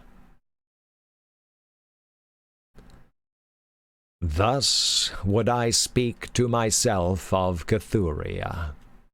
But ever would the bearded man warn me to turn back to the happy shores of Sona Nile. For Sona Nile is known of men, while none hath ever beheld Cathuria. And on the 31st day that we followed the bird, we beheld the basalt pillars of the west. Shrouded in mist they were, so that no man might peer beyond them, or see their summits, which indeed some say reach even to the heavens. And the bearded man again implored me to turn back, but I heeded him not. For from the mists beyond the basalt pillars I fancied there came the notes of singer and lutenist, sweeter than the sweetest songs of Sona Nile, and sounding mine own praises, the praises of me, who had voyaged far under the full moon, and dwelt in the land of fancy. So, to the sound of melody, the white ship sailed into the mist betwixt the basalt pillars of the west. And when the music ceased, and the mist lifted, we beheld not the land of Cathuria, but a swift, rushing, resistless sea, over which our helpless bark was borne toward some unknown goal. Soon to our ears came the distant thunder of falling waters, and to our eyes appeared on the far horizon ahead the titanic spray of a monstrous cataract, wherein the oceans of the world drop down to abysmal nothingness.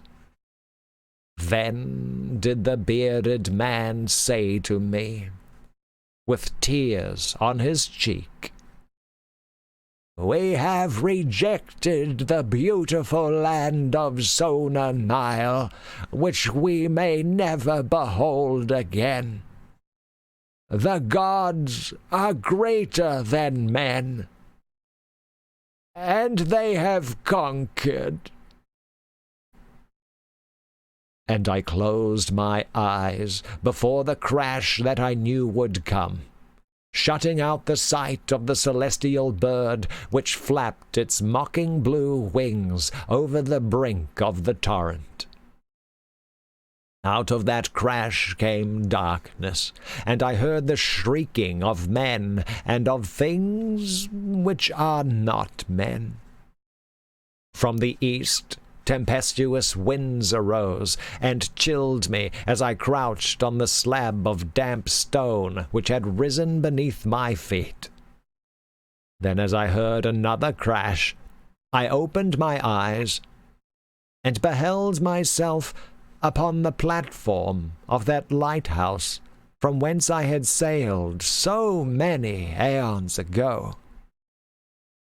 In the darkness below there loomed the vast blurred outlines of a vessel breaking up on the cruel rocks. And as I glanced out over the waste, I saw that the light had failed for the first time since my grandfather had assumed its care. And in the later watches of the night, when I went within the tower, I saw on the wall a calendar, which still remained as when I had left it at the hour I sailed away. With the dawn I descended the tower, and looked for wreckage upon the rocks. But what I found was only this: a strange dead bird, whose hue was as of the azure sky, and a single shattered spar of a whiteness greater than that of the wave-tips or of the mountain snow. And thereafter, the ocean told me its secrets no more. And though many times since has the moon shone full and high in the heavens, the white ship from the south came never again.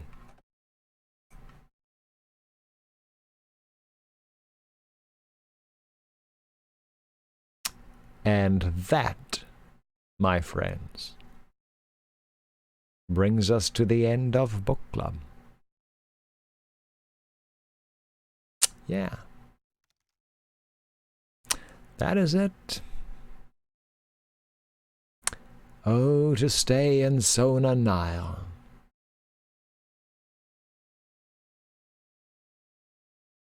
Okay. All right, so I need to stop my stream for a bit. I'm going to be back in 40 minutes. 40. Oh boy, I can't believe I read so long.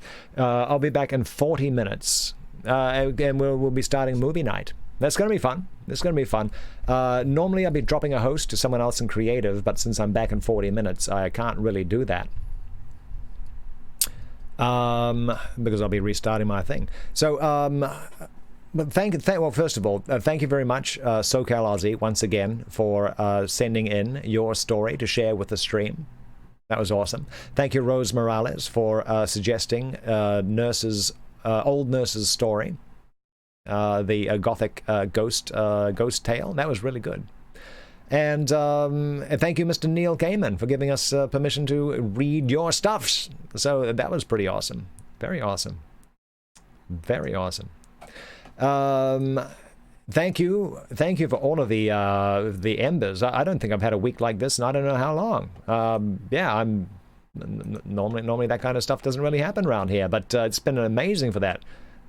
Just taking a quick peek at there's a little leaderboard thing there, and it's kind of, I'm just like doing a quick little add up there. I've never had that happen before. So thank you one, and thank you all. I'm certainly not forgetting Dr. Eye Hacker. 10 embers, 10 embers, 10 embers, 10 embers, 10 embers, 10 embers. That was hilarious. Thank you for that there. And who was there? Someone, oh boy, I forgot the name of who was that right on their tail as well. Anyway, but thank you everyone. Thank you, Shadowtronics. I think Shadowtronics threw in a straight up stream don't know as well. Thank you, Lady Death. Oh, let's roll some credits. Yeah. Let's do that. Let's roll some credits. We'll be back with Book Club tomorrow, 10 a.m. Pacific, 1 p.m. Eastern. And I don't know if we got anyone there to roll them. Let me throw it down. There we go. R-O-L-L-E-R-E. There we go. Let's get that bad boy in there. There we go. Okay, I think that might have been away from their screen there for a minute there. There we go. A quick little recap of what the night looked like, what the day looked like. Yeah, so we're back tomorrow, 10 a.m. Pacific, 1 p.m. Eastern with Book Club, starting this book, Whose Body by Dorothy Sayers. Good Lord, Legia Zone is going like a maniac. A lot of that was stickers, I think. That sounds cool. SoCal Aussie, getting all chatty. Rose Morales, thank you. Skip Donow. Chris Alberti, Dr. Eye Hacker. There we go. Level 5. Road to Toad. The count it's got to be way off. It's definitely way off, because I know some people were chatting. Embers, there we go. Rose and SoCal Aussie. Dr. Eye Hacker. Skip Donow. Hale. And Gamer D, oh boy, Lagia Zone, over 500,000 sparks. Good Lord, I can't keep track of it. Wow. And we got a channel sub by Gamer D right at the very end. Awesome. 122 King Carrington stickers. I think most of that was probably Lagia Zone, I think. Sounds good to me. And we got several new follows. Thank you for those. Oh, yes, too many to keep track of there. Well, it's been a pretty fun day. It is very loud. It is. Yes, it is. Let me tell you why. Gwyneth, because normally it's the same thing with the straight up dono thing and the embers thing. I keep them extra loud because quite often I'm just like reading for Book Club here, and I miss chat going off on the side, or like notifications coming up on the monitor, because I'm literally just reading from a Kindle. And if I don't have a loud notification, I just miss it, and I do like to thank people. Indeed, I do. Oh, it's a Donahue like Phil Donahue. Oh, alright, okay. That's what I thought at first, but then it's like, well, there's no H in the middle, so that can't be right. Alright, okay, I'll remember that then. Okay, Skip Donahue. Alright, fair enough. 122 King Carringtons. I like that. Yeah, no, I know exactly who you mean. I know Phil Donahue. Yeah. That I don't know if he still has a TV show, but good Lord, I know exactly who that guy is. All right, so let me bid you all adieu. I'm going to be back in about 35 minutes now. At the top of the hour, we're going to be starting up movie night. It's His Girl Friday. That's what we're going to be watching. Cary Grant, Rosalind. I can't believe I forgot her name again. It's all good. And the gift. That was a gift sub, was it? For science. So, yeah, it does. Sorry, yeah, okay. For game. Oh, sorry. Okay. I had like an overlay on top of that. Didn't read the whole thing. That was Mr. Art by Galen. Mr. Art by Galen. By the way, one of the greatest and friendliest actual art streams here on Mixer. This guy. This guy, playing The Last of Us. Okay, normally it says creative in there. But yeah, he's a very great and chill art stream there. Very friendly. It's great. For science, it's all for science. All for science. It's all good, my friend Skip. I'm going to see you guys in about 35 minutes, and we will, we're going to go on with